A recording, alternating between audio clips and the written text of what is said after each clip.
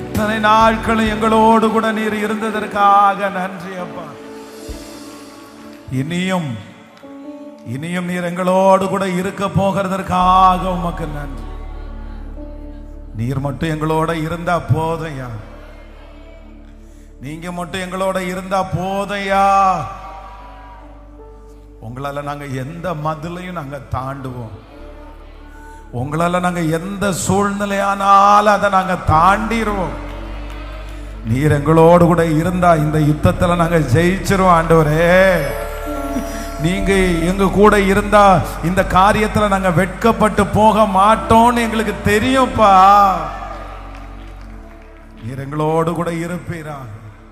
உம்முடைய கிருபையின் கரங்களிலே எங்களை முழுவதுமாய் தாழ்த்துகிறோம். இயேசுவின் மூலம் ஜெபம் ஏறெடுக்கிறோம் நல்ல பிதாவே, ஆமென். எல்லாரும் அப்படியே உட்காரலாம். Thank you Jesus. ஹல்லேலூயா. கரங்களை உயர்த்தி ஒரு ஹல்லேலூயா சொல்லலாம். ஸோ ஆண்டவராகிய இயேசுவின் நாமத்தினாலே இந்த நல்ல ஜெபத்தினுடைய இந்த 66வது நாளிலே ஆண்டவர் அவருடைய பெரிய தயவினால் கிருபையினால் நாம் எல்லாரையும் கர்த்தர் ஒன்று சேர்த்திருக்கிறதற்காக ஆண்டவருக்கு நான் நன்றி செலுத்துகிறேன். ஆயிரக்கணக்கான ஜனங்களை கர்த்தர் பல பட்டணங்களிலிருந்து தேசங்களிலிருந்து கர்த்தர் நம்ம எல்லாரையும் ஒன்றாய் இணைத்திருக்கிறார். இந்த 100 நாளைக்குள்ள ஒரு பெரிய பெரிய மகிமைகளை நம்முடைய கண்கள் கர்த்தர் காணும்படியாய் கர்த்தர் உதவி செய்கிறார். அநேகரை ஆண்டவர் தூக்கி கர்த்தர் மறுபடியும் கர்த்தர் அந்த ஸ்தானத்திலேயே நிறுத்துவாராக.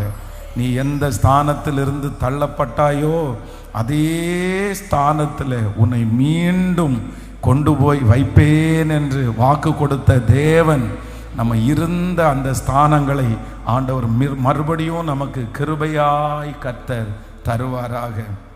ஒவ்வொரு நாளும் அவர் நல்ல வாக்கு தத்தங்களை ஆண்டவர் நம்மோடு கூட கர்த்தர் பேசிக்கொண்டே இருக்கிறார்.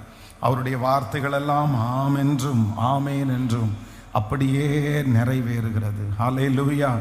ஆபிரகாமை குறித்து வேதம் சொல்லுது, அந்த சோதோம் குமாரவனுடைய ராஜா ஜனங்களையெல்லாம் எனக்கு தாரும், அந்த பொருட்களை எல்லாம் நீர் வைத்து கொள்ளும் அப்படின்னு சொல்லும்போது அந்த ஆபிரகாம் ரொம்ப அழகாக ஒரு வார்த்தையை சொல்றார். இல்லை, ஆபிரகாமை ஐஸ்வர்யவன் ஆக்கினேன் என்று நீ சொல்லாதபடி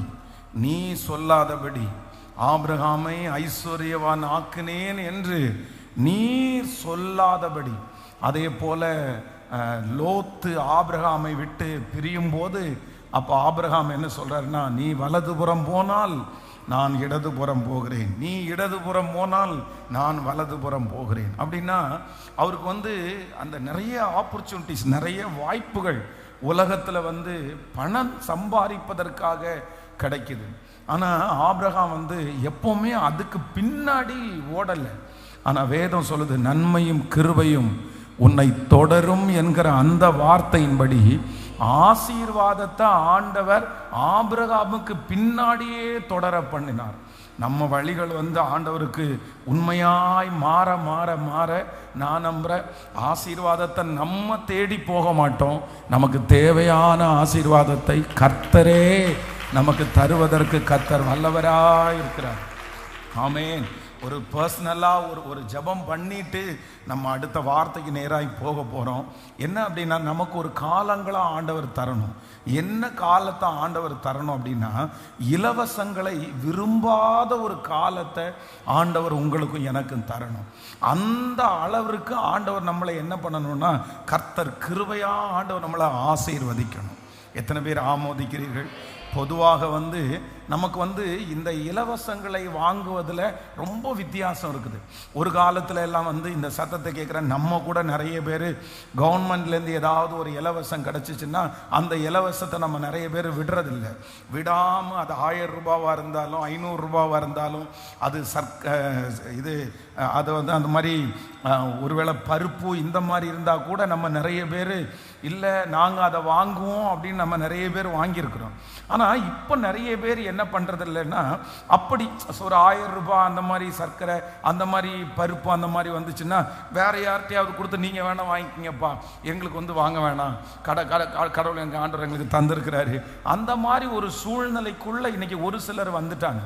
ஆனா நான் என்ன நம்புறேன் அப்படின்னு சொன்னா, நம்ம இது அல்ல, இது வந்து 1000 ரூபாய், ஆனா இன்னைக்கு வந்து ஒரு 1,00,000 ரூபாய் இல்ல ஒரு 2,00,000 ரூபாய் இந்த மாதிரி ஒரு இலவசமா கிடைக்குது, இலவசமா வருது அப்படின்னு யாராவது ஒருத்தனை அனௌன்ஸ் பண்ணாலோ, ஏதாவது முயற்சி எடுக்கணும்னாலோ உடனே நம்ம என்ன நினைப்போம்னா, ஒருவேளை நம்மகிட்ட பணம் இருந்தா கூட நம்ம என்ன பண்ண, வருகிறதை ஏன் விடணும், கிடைக்கிறதை ஏன் விடணும், அதனால அதை போய் நம்ம பயன்படுத்திக்கலாமே அப்படின்ற மென்டாலிட்டி, அப்படின்ற எண்ணங்கள் நமக்குள்ள உண்டாகும். அது ஏன் அப்படி நமக்குள்ள உண்டாகுது அப்படின்னு சொன்னா, நம்ம அந்த விதத்துல ஒன்று குறைவா இருக்கிறோம், இன்னொன்று ரொம்ப ஆசையா இருக்கிறோம். ஆனா நான் என்ன விசுவாசிக்கிறேன் அப்படின்னா, நமக்கு கர்த்தர் ஒரு ஸ்தானத்தை தரணும். எந்த ஸ்தானத்தை தரணும் அப்படின்னா, எங்கேயும் இலவசமா எத்தனை கோடிகள் கொடுத்தா கூட அது வேண்டாம் அப்படின்னு சொல்ற அளவிற்கு ஒரு தைரியத்தை ஆண்டவர் நமக்கு தரணும். அந்த அளவிற்கு ஆண்டவர் நம்மை கிருபையாய் கர்த்தர் ஆசீர்வதிக்கணும். இது ஆண்டவருடைய பிள்ளைய ஆபிரகாமிடத்தில் இருந்த ஒரு மிகப்பெரிய வைராக்கியம். எனக்கு வேண்டாம்ப்பா, எனக்கு வேண்டாம்ப்பா, ஆண்டவர் எனக்கு கொடுத்திருக்கிறது நிறைவா இருக்குப்பா, ஆண்டவர் இன்னும் நான் எவ்வளவு கேட்டாலும் எனக்கு தருவாருப்பா, நீ இலவசமா ஒன்று நீ தர வேண்டாம்ப்பா அப்படின்னு சொல்லுகிற அளவிற்கு ஒரு தைரியம் வந்துச்சு பாருங்க. அந்த தைரியத்தை கர்த்தர் நமக்கு கிருபையாய் கர்த்தர் தருவாராக. உங்களுடைய நிலைமையை ஆண்டவர் மாற்ற போகிறார், நம்முடைய சூழ்நிலையை ஆண்டவர் மாற்ற போகிறார்.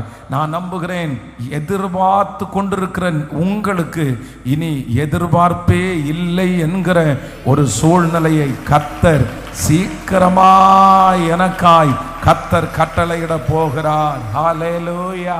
அப்படியே கைகளை உயர்த்தி, எங்கள் தகப்பனாகிய ஆபிரகாமின் தேவனே, ஆபிரகாமை கிருபையாய் நடத்தின தேவனே, எனக்கு அப்படிப்பட்ட ஒரு கிருபையை தரணும், அப்படிப்பட்ட ஒரு உயர்வை நாம் பார்க்கணும். இலவசங்களை வெறுக்கிற ஒரு கிருபையை நாம் பெற்றுக்கொள்ளணும். இலவசங்களை வேண்டாம் என்று சொல்லுகிற அளவிற்கு ஒரு தைரியத்தை நீர் எனக்கு தரணும். அந்த அளவிற்கு என்னுடைய கைகளை ஆசீர்வதிக்கிற தேவன் நிச்சயமா நடக்கும், நிச்சயமா நடக்கும். ஆண்டவர் அதை செய்வார், ஆண்டவர் அந்த தைரியத்தை தருவார். ஆமென். ஹல்லேலூயா. நல்லா கவனிச்சுக்குங்க, இந்த வேண்டான்னு சொல்றதுல வந்து நிறைய வெரைட்டி இருக்குது. அப்படின்னா சிலர் வந்து என்னன்னா, இந்த கோபத்தினால நிறைய பேர் வேண்டான்னு சொல்லுவாங்க. கோபத்தினால உன் பணம் வேண்டாம், ஒன்று வேண்டாம், உன் சொத்தும் வேண்டாம், ஒன்று வேண்டாம் அப்படின்றது மாதிரிலாம் சொல்லுவாங்க. இன்னும் சிலர் வந்து நீயா நானா, ஏன்னா நீ பெரிய ஆளா, நீ அந்த மாதிரி பார்த்து வேணாம் அப்படின்னு சொல்லுவாங்க. இந்த வேணாம் அப்படின்னு சொல்றதுல நிறைய வெரைட்டி இருக்குது. ஆனா நான் என்ன சொல்றேன் அப்படின்னு சொன்னா, நம்முடைய கோபத்தினாலேயோ இல்லை அப்படின்னு சொன்னா நம்முடைய கௌரவத்தை பார்த்தோ அப்படி வேண்டான்னு சொல்றது வேற, அது வித்தியாசமானது. ஆனா வேதத்தின்படி வேண்டான்னு சொல்றது என்ன அப்படின்னு சொன்னா, எனக்கு நிறைய சொல்லுங்க, எனக்கு தாராளமா இருக்கு, கர்த்தர் எனக்கு கொடுத்துருக்காரு. அதுதான் வேதம் சொல்லுகிறது, எந்த நிலைமையில இருந்தாலும் மனரம்யமா இருக்க கற்றுக்கொள்ளுங்க. இந்த மனரம்யம் அப்படின்ற போதும் என்கிற மனதுடனே கூடிய தெய்வ பக்தியே மிகுந்த ஆதாயம் அப்படின்னு சொல்றாங்கல்ல.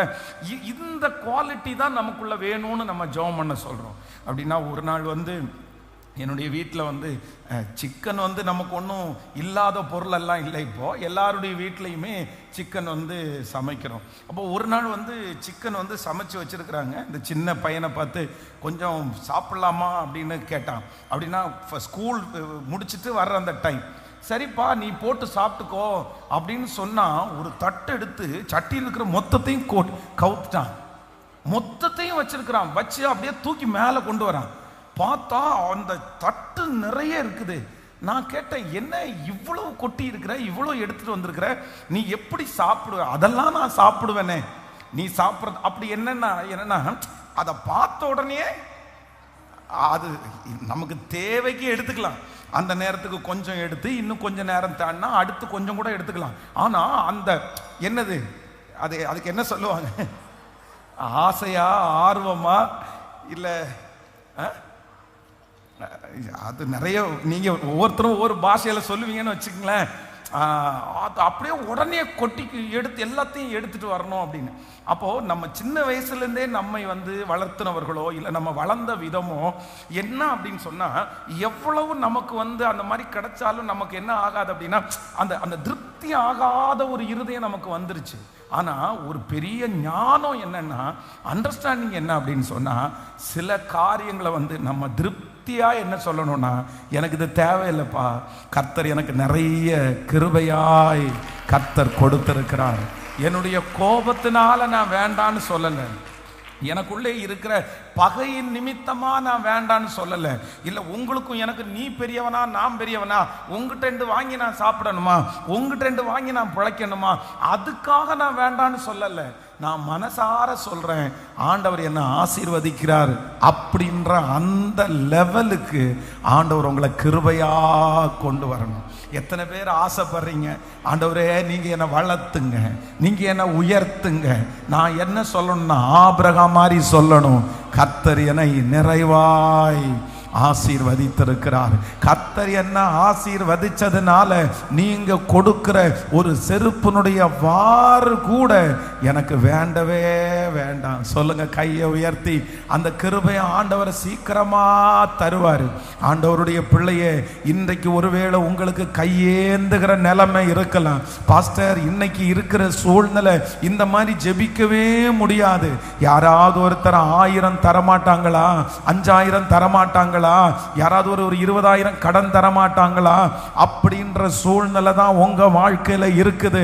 ஆனா கர்த்தர் ஒரு நாள் ஆபிரகாம போல உங்களை சொல்ல வைப்பார், இல்ல கர்த்தர் என்ன நல்லா ஆசீர்வதிச்சிருக்கிறாரு, அதனால உன்னுடைய செருப்பனுடைய வாறு கூட எனக்கு வேண்டான்னு சொல்ற அளவிற்கு அந்த ஆசீர்வாதத்தை ஆண்டவர் எனக்கு தருவார் என்று நம்புறவங்க நல்ல கரங்களை தட்டி முழு பலத்தோடு இயேசுவே, இயேசுப்பா, அப்படிப்பட்ட ஒரு கிருபை, அப்படிப்பட்ட ஒரு கிருபை இப்பொழுது எங்கள் மேல் வருவதாக ஆண்டவரே. அப்படி நீர் எங்களை ஆசீர்வதிக்கிறதற்காக ஸ்தோத்திரம். ஹல்லேலூயா. நம்ம ஜெபிக்கணும், என்ன பிளஸ் பண்ணுங்க, என்ன ஆபிரகாம மாதிரி ஆசீர்வதிங்க. எதுக்கு அப்படின்னு சொன்னா, இலவசமே வேண்டான்னு சொல்ற அளவிற்கு நாம் பிளஸ் ஆசீர்வதிக்கப்படணும். ஆமேன். மக்பேலா என்கிற ஒரு குகை இருக்குது, ரொம்ப அழகான ஒரு குகை. அப்படின்னா அதை கல்லறை தோட்டமாக பயன்படுத்திக்கலாம். பொதுவாக இந்த பாறைகள் இருக்கிற அந்த காலத்தில், இந்த பாறைகள் இருக்கிற ஏரியாவில் பார்த்தீங்கன்னா, இந்த 2 பாறைகள் 3 பாறைகள் ஒன்றா சேர்ந்து அதில் ஒரு துவாரம் மாதிரி இருக்கும் பாருங்க. அதுக்கு மேலே ஒரு நல்ல பாறையை உருட்டி வச்சு அதை கல்லறை தோட்டமாக பயன்படுத்துவாங்க. இப்போ ஆபிரகாம் சாராய் இறந்துட்டாங்க, இந்த சாராயை அடக்கம் பண்ணணும். அப்ப அடக்கம் பண்ணும்போது அங்க மக்பேலா அப்படின்ற ஒரு குகை ஒன்று இருக்குது, அது ரொம்ப இவருக்கு பிடிச்சிருச்சு. அப்ப சாராயை அடக்கம் பண்ணுவதற்காக அந்த ஜனங்களை பார்த்து கேட்கிறாரு, இந்த மாதிரி நான் என்னுடைய மனைவியை அடக்கம் பண்ணணும், இந்த இடத்தை கொடுப்பீங்களான்னு கேட்டா அவங்க சொல்றாங்க, ஐயோ தாராளமா எடுத்துக்குங்க, உங்களுக்கு இல்லாதது எனக்கு எதுக்கு, எங்களுக்கு எதுக்கு. உடனே ஆபிரகாம் என்ன சொல்றாருன்னா, சரி அப்போ அப்படின்னா நீங்க எவ்வளவு அமௌண்ட்னு சொல்லுங்க, எவ்வளவு காசுன்னு சொல்லுங்க. உடனே அந்த ஜனங்கள் எல்லாம் சொல்றாங்க, நீங்க போய் எங்கள்கிட்ட காசு கேட்குறீங்களா, பேசுறீங்களா, அதெல்லாம் ஒன்றும் வேண்டாம், நீங்க எதுவுமே தர வேண்டாம், நீங்க அடக்கம் பண்ணி வச்சிருந்தா போதும் அப்படின்னு. அப்ப ஆபிரகாம் என்ன சொல்றாருன்னா, இல்ல இதுக்கு எவ்வளவு பணம் ஆகுமோ அந்த பணத்தை நீங்க எங்களிடத்திலிருந்து வாங்காம நான் இந்த பிரேதத்தை நான் இதை எல்லாம் பண்ண மாட்டேன், வைக்க மாட்டேன். அவங்க எவ்வளவோ போராடியும் அவர் கடைசியில் ஃப்ரீயா வாங்கவே இல்லை. எங்களுக்கு வேண்டாம் வேண்டாம், ஃப்ரீயெல்லாம் நீங்க தர வேண்டாம், நீங்க கரெக்டா அந்த காசுக்கு நீங்க எனக்கு கொடுத்தா போதும் அப்படின்னு சொல்லி தைரியமா நின்று அந்த காரியத்தை பாருங்க. அந்த மக்பேலா குகையை தன்னுடைய அதுக்கப்புறம் சந்ததியே அதில் அடக்கம் பண்ணாங்க. அது எவ்வளோ பெரிய தைரியம் இல்லை. நான் நம்புறேன் அந்த மாதிரி ஒரு தைரியத்தை இன்னைக்கு இந்த 66வது நாள் நான் ஜெபிக்கிறேன். எத்தனை பேர் நீங்க ஜெபிக்கிறீங்க? ஆண்டவர் உங்களை என்னை ஒரு நாள் ஆசீர்வதிக்கணும். எப்படி ஆசீர்வதிக்கணும் அப்படின்னு சொன்னா, இலவசோன்ற ஒண்ணு நோ வேண்டாம், எனக்கு வேண்டான்னு சொல்ற அளவிற்கு அந்த தைரியத்தை ஆண்டவர் எனக்கு தரணும். அது என்னன்னா, ஆண்டவர் எனக்கு கிருபையாய் கர்த்தர் தந்திருக்கிறார், எனக்கு தயவாய் ஆண்டவர் தந்திருக்கிறார். பரவாயில்ல, இதை வேணா நீ வச்சுக்கோ, இதை வேணா நீ எடுத்துக்கோ. கர்த்தர் என்ன பல மடங்கு என்னை உயர்த்தி இருக்கிறார். ஆமென். அப்பா அப்பா இப்படி இருக்கிறாரா? பையன் இதை விட பெரிய ஆளு. ஆபிரகாம் இலவசங்களையே என்ன பண்ணல, ஆபிரகாம் இலவசத்தையே வேண்டான்னாரு. அந்த அளவுக்கு ஒரு வைராக்கியம். என் ஆண்டவர் கொடுக்கறத விட யாரா நீங்க கொடுக்க போறீங்க, அந்த மாதிரி ஒரு வைராக்கியம். ஆனா அவருடைய பையனை பாருங்க, ஈசாக்கு. வேதம் சொல்லுகிறது, கேரார் ஒரு மேய்ப்பர், அந்த துறவு தங்களுடையது என்று வாக்குவாதம் பண்ணினார்கள். உடனே ஏசேக்க விட்டுட்டு சித்தனாவுக்கு போறாரு, சித்தனாவை விட்டுட்டு ரபகோத்துக்கு போறாரு. அப்படின்னா நீங்க என்னிடத்துல இருந்து பிடுங்க பாக்குறீங்களா, எடுத்துக்கிறீங்களா, நீங்க வஞ்சிச்சு வச்சிருக்கிறீங்களா? 1 சென்டா 2 சென்டா 1 ஏக்கரா 2 ஏக்கரா வச்சுக்கோ, நீ எடுத்துக்கோ, பரவாயில்ல, உன் கூட நான் என்ன பண்ண மாட்டேன். நான் சொல்றது எத்தனை பேருக்கு புரியுது? நீங்க பார்க்கறத பார்த்தா, பாஸ்டர் சிக்கல்ல மாட்டி விட்டுறாதீங்க, நாங்க ஜெபிக்க வந்ததே எதுக்குன்னா, இந்த 100 நாளைக்குள்ள கர்த்தர் ஒண்ணு அவன் மண்டையில போடணும், இல்லைன்னா ஆள் வச்சு அவனை அடிச்சு என்னிடத்திலிருந்து புடுங்கினது மொத்தத்தையும் அவன் கொண்டு கொடுக்கணும். அதுக்காக தான் நாங்க பிரேயருக்கு வந்திருக்கிறோம். நீங்க என்னடா விட்டு கொடுங்கன்றீங்களா? இல்ல, அந்த விசுவாசத்தினுடைய தன்மையை பாருங்க, எந்த அளவிற்கு ஃபெய்த் பாருங்க. அவ்வளவுதான், ஏசேக்க விட்டுட்டு போயிட்டாரு, சித்தனா விட்டுட்டு போயிட்டாரு. வச்சுக்கப்பா, உனக்கு ஆசை அவ்வளவுதானே, ஏசேக்க தானே, நீ வச்சுக்கோ வச்சுக்கோ, சித்தனா வச்சுக்கோ வச்சுக்கோ, பரவாயில்ல, நான் உன்னோட சண்டை போட மாட்டேன், உனக்கு இவ்வளவு தானே ஆசை, உனக்கு இவ்வளவு தானே வேணும், சொத்து தானே உனக்கு தேவை, நீ வச்சுக்கோ. ஆனா ஈசாக்குக்கு ஒரு பெரிய விசுவாசம் இருந்துச்சு, என் கூட இருக்கிற ஆண்டவர் என்ன ஆசீர்வதிக்கிறதற்கு வல்லவரா இருந்தார். அதனாலதான் ஆண்டவர் அந்த மனுஷனுக்கு ரெகோபோத் என்கிற ஒன்றை கொடுத்து மற்றவர்கள் இவனோடு நல்மனம் பொருந்துகிற அளவிற்கு கர்த்தர் பிளஸ் பண்ணாரு. ஹல்லேலூயா. ஏசப்பா, எங்களுக்கு அப்படிப்பட்ட ஒரு தைரியத்தை கர்த்தர் எங்களுக்கு தருவீராக. ஆனா இப்ப இருக்கிற நிறைய பேருக்கு எதுல கூட தைரியம் இல்லை தெரியுமா? அப்படின்னா இது பசிக்கு வாங்கி சாப்பிட்றதுக்கு கூட நிறைய பேருக்கு ரொம்ப கஞ்சத்தனம். இது இப்ப நீங்க இருக்க மாட்டீங்கன்னு நினைக்கிறேன், ஆனா ரொம்ப கஷ்டம். சாப்பிட்றதுல ஒரு கஞ்சத்தனம் பண்ணலாமா?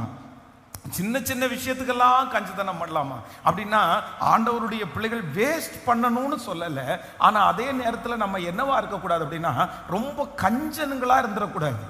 ரொம்ப கஞ்சத்தனமா ஆண்டவர் கொடுத்திருக்கிற ஆசீர்வாதம் நமக்கு எதற்காக ஆண்டவர் தந்திருக்கிறாருன்னா, நம்ம அதை அனுபவிக்கிறதுக்காக தான் ஆண்டவர் தந்திருக்கிறாரு. எத்தனை பேர் ஆமோதிக்கிறீர்கள்? நீங்க இப்ப அனுபவிக்காம, கர்த்தர் கொடுத்துக்கும் போது அனுபவிக்காம, அதுக்கப்புறம் ஒரு ஏஜ் தாண்டதுக்கு அப்புறம் நிறைய பேர் என்ன பண்ணுவாங்க தெரியுமா? ஐயோ நான் அனுபவிக்கலையே, ஐயோ நான் அனுபவிக்கலையே, ஒண்ணுமே எனக்கு அனுபவிக்கலையே, அப்படியே நெஞ்சில் அடிச்சு என்ன பிரயோஜனம் சொல்லுங்க?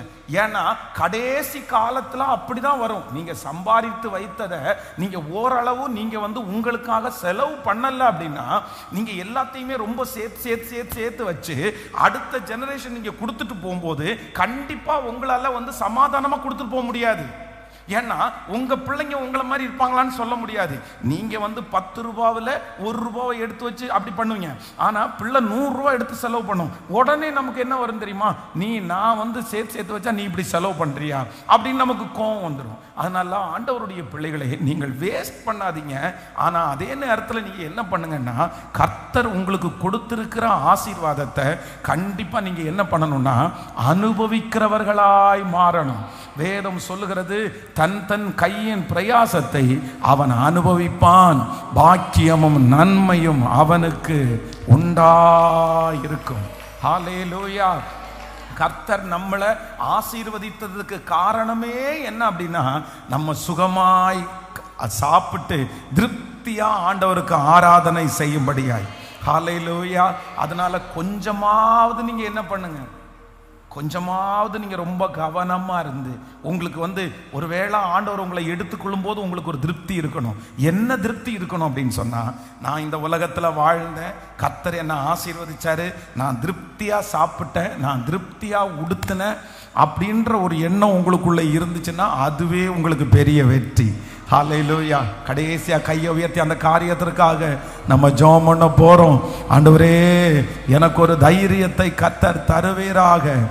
ஆபிரகாமை போல ஒரு தைரியம் ஈசாக்கை போல ஒரு தைரியம். சத்தமா ஜெபம் பண்ணுங்க. ஒரு நாள் சீக்கிரமா ஒரு நாள் வரணும், என்ன கர்த்தர் ஆசீர்வதிக்கணும். இன்னைக்கு இருக்கிற இந்த வறுமையை நாம் பார்க்க கூடாது, இன்னைக்கு இருக்கிற இந்த குறைவை நாம் பார்க்க கூடாது.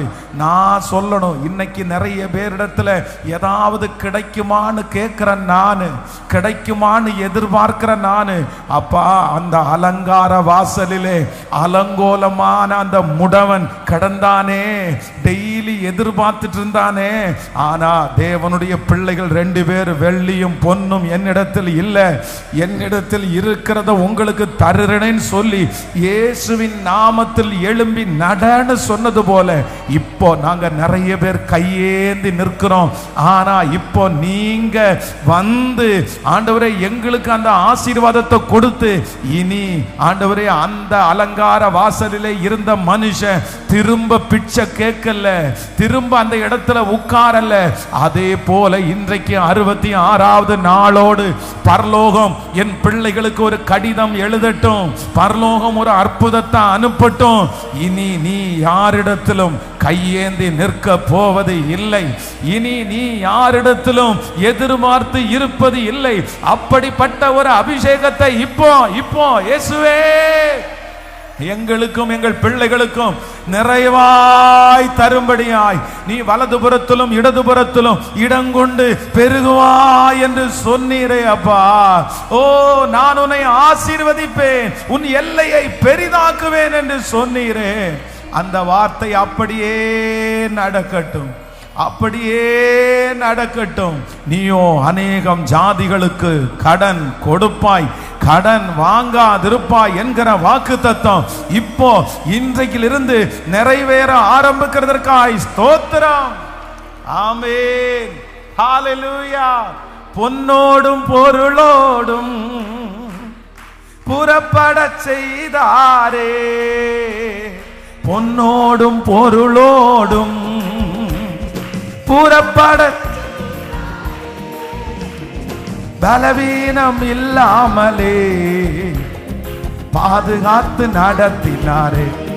பாடும், பலவீனம் இல்லாமலே பாதுகாத்து நடத்தினாரே. இப்ப சொல்லுவோம், பாடி கொண்டாடுவோம், கோடி நன்றி சொல்லு, பாடி கொண்டாடுவோம், கோடி நன்றி சொல்லு. ஆமென், ஹalleluya. ரொம்ப ரொம்ப அழகான பாடல். திருப்தியாக்கி நடத்திடுவார், தேவைகளை சந்திப்பார், மீதம் எடுக்க வைப்பார், பிறருக்கு கொடுக்க வைப்பார். ஸோ இந்த செய்திக்கு போறதுக்கு முன்னாடி நான் ரொம்ப ஆசைப்படுறேன், ஆண்டவருடைய பிள்ளைகளாகிய நம்மளை ஆண்டவர் ஆசீர்வதிக்கணும். எப்படி ஆசீர்வதிக்கணும்னா, இலவசத்தையே விரும்பாத அளவிற்கு கர்த்தர் நம்மளை பிளஸ் பண்ணணும். ஹல்லேலூயா. விசுவாசிக்கிறீங்களா? இன்னைக்கு நம்முடைய எல்லாருடைய மைண்ட் செட்டையும் கர்த்தர் மொத்தமா மாத்தணும்.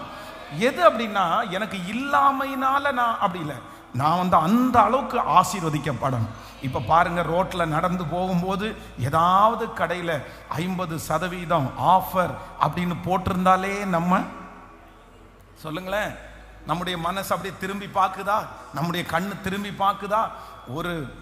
ஒரு சிப்பா அரிசி வாங்கினா இன்னொரு சிப்பா அரிசி இலவசம் அப்படின்னு போட்டிருந்தா உடனே நம்ம எல்லாரும் என்ன பண்றோம்? ஐயோ எங்க அப்படின்னு தேடுறோமா? நான் என்ன நம்புறேன், நான் ஒரு நாள் ஏசப்பா நம்மளை பிளஸ் பண்ணணும். எப்படி ஆசீர்வதிக்கணும்னா, அவங்க 90% ஆஃபர் போட்டிருந்தா கூட அதெல்லாம் தேவையில்லையா, கர்த்தர் ஆசீர்வச்சிருக்கிறாரியா அப்படின்னு சொல்ற அளவிற்கு ஆண்டவர் நம்மை கிருபையாய் நடத்தணும். ஆமேன். பாடலாமா இந்த பாட்டை? கண்டிப்பா ஆண்டவர் செய்வார் உங்களுக்கு. ஆமேன். இன்னைக்கு யாராவது ஒருத்தர் லாபத்துல கிடைச்சா, ஹலோ, நம்ம எப்படி இருக்கோம்? ஒரு லாபத்துல கிடைச்சா பரவாயில்ல, 10 ரூபா குறைவா கிடைச்சா, ஒரு 100 ரூபாய் குறைவா கிடைச்சா போதும், அப்படிதான் நம்ம எதிர்பார்க்கிறோம். உண்மைதானே? 10 ரூபாய் ஜாஸ்தியா கொடுத்து வாங்குறதுக்கு நினைப்போமா? 10 ரூபாய் ஜாஸ்தியா கொடுத்து வாங்குறதுக்கு நம்ம நினைப்போமா? சொல்லுங்க. நமக்கு பிடிச்சிருக்குது, ஆனா கூட நம்ம என்ன நினைக்கிறோம்? 10 ரூபாய் கம்மியா கிடைச்சா பரவாயில்லன்னு தானே நினைக்கிறோம். ஆமேன். ஆனா இல்லை, இப்படி இந்த நிலைமை மாறணும். இந்த நிலைமை மாறி என்ன நிலைமையில் கர்த்தர் கொண்டு வரணும்னா, கர்த்தர் எனக்கு பிடிச்சிருக்குதா அதை வாங்கக்கூடிய ஆசீர்வாதத்தை கர்த்தர் எனக்கு தந்திருக்கிறார்ன்ற அளவு இருக்கு. ஹல்லேலூயா, ஆமென். கரங்களை தட்டி சேர்ந்து பாடி கண்டிப்பா நடக்கும். நீ விசுவாசித்தால் தேவனுடைய மகிமையை காண்பாய். எல்லாருடைய கரங்களையும் தட்டி ஆமென். ஹல்லேலூயா. திருப்தியாக்கி நடத்திடுவா, தேவைகளை சந்திப்பா, மீதம் எடுக்க வைப்பா, பிறருக்கு கொடுக்க வைப்பா. பாடுவோம். 5 அப்பங்களை 5000 பெருக செய்த நீங்க, 5000 ஆண்களுக்கு வயிறார உணவளிச்ச நீங்க, என் கையை நீங்க ஆசீர்வதிச்சு இந்த 100 நாளையில கர்த்தர் என்னை பெரிய அளவில் ஆசீர்வதிச்சு என்னுடைய முன்னோர்களுடைய தகப்பனாகிய ஆபிரகாமை போல நானும் உமக்கு முன்பாக அந்த ஆசீர்வாதத்தை பெற்றுக் கொள்வதற்கு என்னை வழி நடத்துகிற தேவன் 5 பங்களை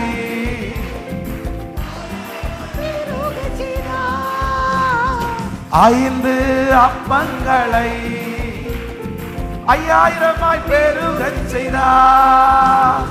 5000 ஆண்களுக்கு வயிறார உணவளித்தார். 5000 ஆண்களுக்கு வயிறார உணவளித்தார். இப்ப சொல்லுங்க, பாடி கொண்டாடுவோம், கோடி நன்றி சொல்லுவோம், சேர்ந்து பாடி கொண்டாடுவோம், கோடி நன்றி சொல்லுவோம். திருப்தியாக்கி நடத்திடுவா, தேவைகளை சந்திப்பா, மீதம் எடுக்க வைப்பா, பிறருக்கு கொடுக்க வைப்பா.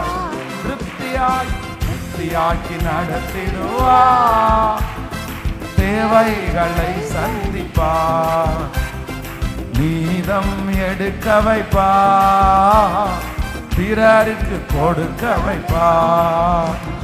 பொன்னோடும் பொருளோடும் புறப்பட செய்தாரே, பொன்னோடும் பொருளோடும் புறப்பட செய்தாரே, பலவீனம் இல்லாமலே பாதுகாத்து நடத்தினாரே, பலவீனம் இல்லாமலே பாதுகாத்து நடத்தினாரே. பாடி கொண்டாடுவோம், கோடி நன்றி சொல்லுவோம். பாடுங்க எல்லாரும், பாடி கொண்டாடுவோம், கோடி நன்றி சொல்லுவோம். திருப்தியாக்கி நடத்திடுவா, தேவைகளை சந்திப்பா, மீதம் எடுக்க வைப்பா, பிறருக்கு கொடுக்க வைப்பா. என்ன திருப்தியாக்கி நடத்திடுவா, தேவைகளை சீக்கிரமா இது நடக்கும். ஹல்லேலூயா, ஆமென், ஹல்லேலூயா. அது அப்படியே ஆம் என்றும் ஆமேன் என்றும் அப்படியே நிறைவேறுவதாக. ஆமேன். இந்த மாதிரி எல்லாம் ஒரு நாள் எனக்கு வருமா அப்படின்றது உங்களுக்கு ஒரு பெரிய சந்தேகமா இருக்கலாம். ஆனா ஆண்டவர் ஒரு நைட்டுக்குள்ளேயே தலைகளாய் மாற்றுகிறவர் கர்த்தர். ஆமேன். ரூத்தை குறித்து வேதம் சொல்லுது, ஒரு டேல கர்த்தர் டோட்டல் அவருடைய வாழ்க்கையை மாத்தினார்ல. ஆண்டவர் நினைச்சாருன்னா அப்படிப்பட்ட ஒரு காலத்தை கண்டிப்பா நமக்கு தருவார். நிச்சயமாய் ஆண்டவர் செய்கிறதுக்கு வல்லவராக இருக்கிறார். அல்லேலூயா. இன்றைக்கு ஆண்டவருடைய வார்த்தையை நம்ம எல்லாரும் ஆமென் தியானிக்க போகிறோம். வேதத்தை திறந்து சங்கீதம் 90வது சங்கீதத்தினுடைய 15வது வசனத்தை நாம் எல்லாரும் சேர்ந்து வாசிக்க போகிறோம். இன்று ஆண்டவர் நமக்கு பேச போகிற ஒரு வார்த்தை 90வது சங்கீதத்தினுடைய 15வது வசனத்தை எல்லாரும் சேர்ந்து வாசிக்கலாம். தேவரீர் எங்களை சிறுமைப்படுத்தின நாட்களும் நாங்கள் துன்பத்தை கண்ட வருஷங்களுக்கும் சரியா எங்களை மகிழ்ச்சியாக்கும். இன்னொரு விஷயம் கூட வாசிக்கலாம். தேவரீர் எங்களை சிறுமைப்படுத்தின நாட்களுக்கும் நாங்கள் துன்பத்தை கண்ட வருஷங்களுக்கும் சரியா எங்களை மகிழ்ச்சியாக்கும். ஹல்லேலூயா. ஆண்டவருடைய பிள்ளைகளே, இன்றைக்கு இந்த 66வது நாள் ஆண்டவருடைய சமூகத்திலே ஒரு வார்த்தைக்காக எதிர்பார்க்கும் போது ஆண்டவர் என்னுடைய இருதயத்தில் வைத்த ஒரு பெரிய வார்த்தை என்ன அப்படின்னா, நீங்கள் சிறுமைப்பட்ட நாட்களுக்கும் நீங்கள் துன்பத்தை கண்ட வருஷங்களுக்கும் சரியாய் உங்களையும் என்னையும் கர்த்தர் மகிழ்ச்சியாக்குவேன் என்று கர்த்தர் கிருபையாய் வாக்கு கொடுக்கிறார். நீங்கள் பிறந்தது முதற்கொண்டு இதுவரைக்கும் ஒருவேளை நீங்கள் துன்பத்தையே பார்க்கலாம், ஒருவேளை நீங்கள் சிறுமையே நீங்கள் அனுபவிக்கலாம். இத்தனை வருஷமா நான் சிறுமையைத்தான் நான் அனுபவிச்சுட்டு இருக்கிறேன், இத்தனை வருஷமா நான் துன்பத்தை தான் நான் அனுபவிச்சுட்டு இருக்கிறேன். ஆனா ஆண்டவர் இன்றைக்கு கிருபையாய் கர்த்தர் வாக்கு கொடுக்கிறார்.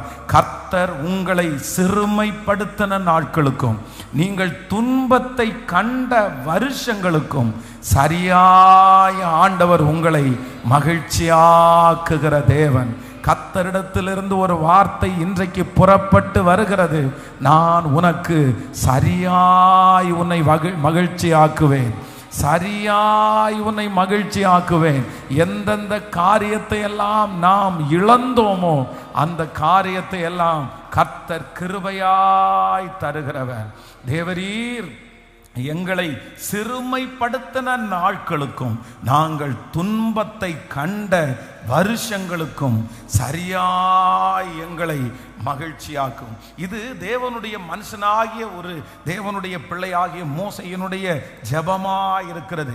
ஆண்டவரை பார்த்து அவர் ஜெபம் பண்றாரு. ஆண்டவரே, நாங்க எத்தனையோ வருஷமா துன்பத்தை நாங்க பார்த்துட்டோம், அந்த வருஷத்திற்கு சரியா எங்களை மகிழ்ச்சியாக்குங்கல்ல. ஆனா நீங்க தானே சொல்லி இருக்கிறீங்க, நீ என்ன பாடுபட்டியோ, நீ என்ன அனுபவிச்சியோ அந்த காரியத்தை உனக்கு நன்மையா நான் மாத்துவேன் அப்படின்னு நீங்க சொல்லி இருக்கிறீங்க. நாங்க நிறைய வருஷமா துன்பத்தை அனுபவிச்சுட்டு இருக்கிறோம். ஆனா அந்த காரியத்தை எல்லாம் கணக்குல வச்சு நீர் எங்களை மகிழ்ச்சியாக்கும்னு ஜெபம் பண்றது போலவே கர்த்தர் இஸ்ரவேல் ஜனங்களை துன்பத்தை கண்ட நாட்களுக்கு சரியாய் கர்த்தர் மகிழ்ச்சி ஆக்கினார். நமக்கு தேவன் பதில் செய்கிற தேவனாய் இருக்கிறார். நான் விசுவாசிக்கிறேன், இந்த 100 days ஜெபத்தில் கர்த்தர் வாக்கு கொடுக்கிறார். உங்களுக்கு கர்த்தர் பதில் செய்ய போகிறார். நீங்க பட்ட கஷ்டத்திற்கு ஒரு ஆசீர்வாதம் உங்களுக்கு உண்டாகும். நீங்க அனுபவித்த நிந்தைக்கு ஒரு ஆசீர்வாதத்தை கர்த்தர் உங்களுக்கு அதற்கு பதிலா தருவார். நீங்க எந்த இடத்திலே நீங்கள் அவமானப்படுத்தப்பட்டீங்களோ கர்த்தர் உங்களுக்கு வாக்கு கொடுக்கிறார். அந்த அவமானத்திற்கு தக்க ஒரு பலனை கர்த்தர் உங்களுக்கு அதுக்கு ஈடாய் கர்த்தர் தருவேன் என்று கர்த்தர் வாக்கு கொடுக்கிறார். ஒருவேளை நீங்கள் பெரிய அளவில் பாடுபட்டு உழைச்சு நீங்க ரொம்ப கஷ்டப்பட்டு இருக்கலாம், ஆனா அதற்கு உங்களுக்கு ஒண்ணுமே கிடைக்காம இருக்கலாம். இவ்வளவு கஷ்டப்பட்டும் எனக்கு ஒன்றும் கிடைக்கலையே, இவ்வளவு உழைச்சும் எனக்கு ஒன்றும் கிடைக்கலையே. மற்றவங்க எல்லாருக்கும் அவங்க கஷ்டப்படுறது அப்படியே 100% அவங்களுக்கு கிடைச்சிருக்கலாம், ஆனா உங்களுக்கு நிறைய பேருக்கு அது தட்டி போகப்படலாம். ஆனால் ஆண்டவர் இன்றைக்கு கிருபையாய் வாக்கு கொடுக்கிறார். நீங்க என்னென்ன கஷ்டப்பட்டீங்களோ, நீங்க என்னென்ன செஞ்சீங்களோ அதை கர்த்தர் கணக்கிலே வைத்து அதற்கு ஈடாய் நீங்க செஞ்சது வீணா போகலேன்னு கர்த்தர் நிரூபிப்பேன் என்று கர்த்தர் வாக்கு கொடுக்கிறார். ஆமென். நீ துன்பத்தை கண்ட வருஷங்களுக்கு சரியாய் ஆண்டவர் மகிழ்ச்சியாக்குகிற தேவன். கடந்த ஒரு 2-3 வருடங்களாக ஒரு சில பிரச்சனைக்குள்ள நீங்க கடந்து போய் ரொம்ப வருத்தத்தோட இருக்கலாம். இந்த 2-3 வருஷமாவே எனக்கு சரியில்லை பாஸ்டர், ரொம்ப நான் கஷ்டப்படுறேன், இந்த 2-3 வருஷம் என் வாழ்க்கையில் ரொம்ப தீமையான ஆண்டுகளா இருக்குது. ஆனா ஆண்டவர் இன்னைக்கு கிருபையா வாக்கு கொடுக்கிறார். அந்த நாட்களை ஆண்டவர் கணக்கு வச்சிருந்து அதற்கு பதிலாய் அந்த 3 வருஷம் நீங்க கஷ்டப்பட்டீங்களா, கர்த்தர் உங்களை 6 வருஷம் சந்தோஷப்படுத்த போறாரு. நம்புறவங்க நல்ல முழு பலத்தோட கரங்களை தட்டி, நீங்க துன்பத்தை கண்ட அந்த நாட்களுக்கு சரியாய ஆண்டவர் உங்களுக்கு நீதி செய்கிறவர், சரியாய ஆண்டவர் உங்களுக்கு செய்கிறவர். கர்த்தருடைய வார்த்தை கிருபையாய் கடந்து வருகிறது. நான் உங்களுக்கு சரியாய் உன்னை மகிழ்ச்சி ஆக்குவேன், சரியாய் மகிழ்ச்சி ஆக்குவேன். கைகளை எல்லாரும் உயர்த்தி இந்த வார்த்தையை சொல்லுங்க. கர்த்தர் சரியாய், சரியாய், கர்த்தர் நேர்த்தியாய். அவருடைய கணக்கு ஒரு நாளும் தப்பவே தப்பாது. மனுஷனுடைய கணக்கு தவறி போகலாம், ஆனா ஆண்டவர் சொல்லுகிறார், என் நாமத்திற்காய் காண்பித்த அன்புள்ள பிரயாசத்தை மறந்து விடுவதற்கு அவர் அநீதி உள்ள தேவன் அல்ல. நீங்க கண்ணீரோடு விதைச்சது உண்மையானால் கர்த்தர் வாக்கு கொடுக்கிறார், கண்ணீரோடு விதைக்கிற நீங்க கண்டிப்பா ஒரு நாள் கம்பீரத்தோடு அறுப்பீர்கள். அள்ளி தூவும் விதையை சுமந்து கொண்டு போகிற நீங்கள் அழுது கொண்டு போனாலும் கர்த்தர் வாக்கு கொடுக்கிறார், நீ சுமந்த அந்த சுமைக்கு நான் உன்னை சரியாய் மகிழ்ச்சி ஆக்குவேன். அன்று ஆண்டவர் உங்களை கிருபையாய் நடத்துவார். உங்க பிள்ளை பட்ட பாடுகளுக்கு உன் பிள்ளைய கர்த்தர் மகிழ்ச்சி ஆக்குவார்.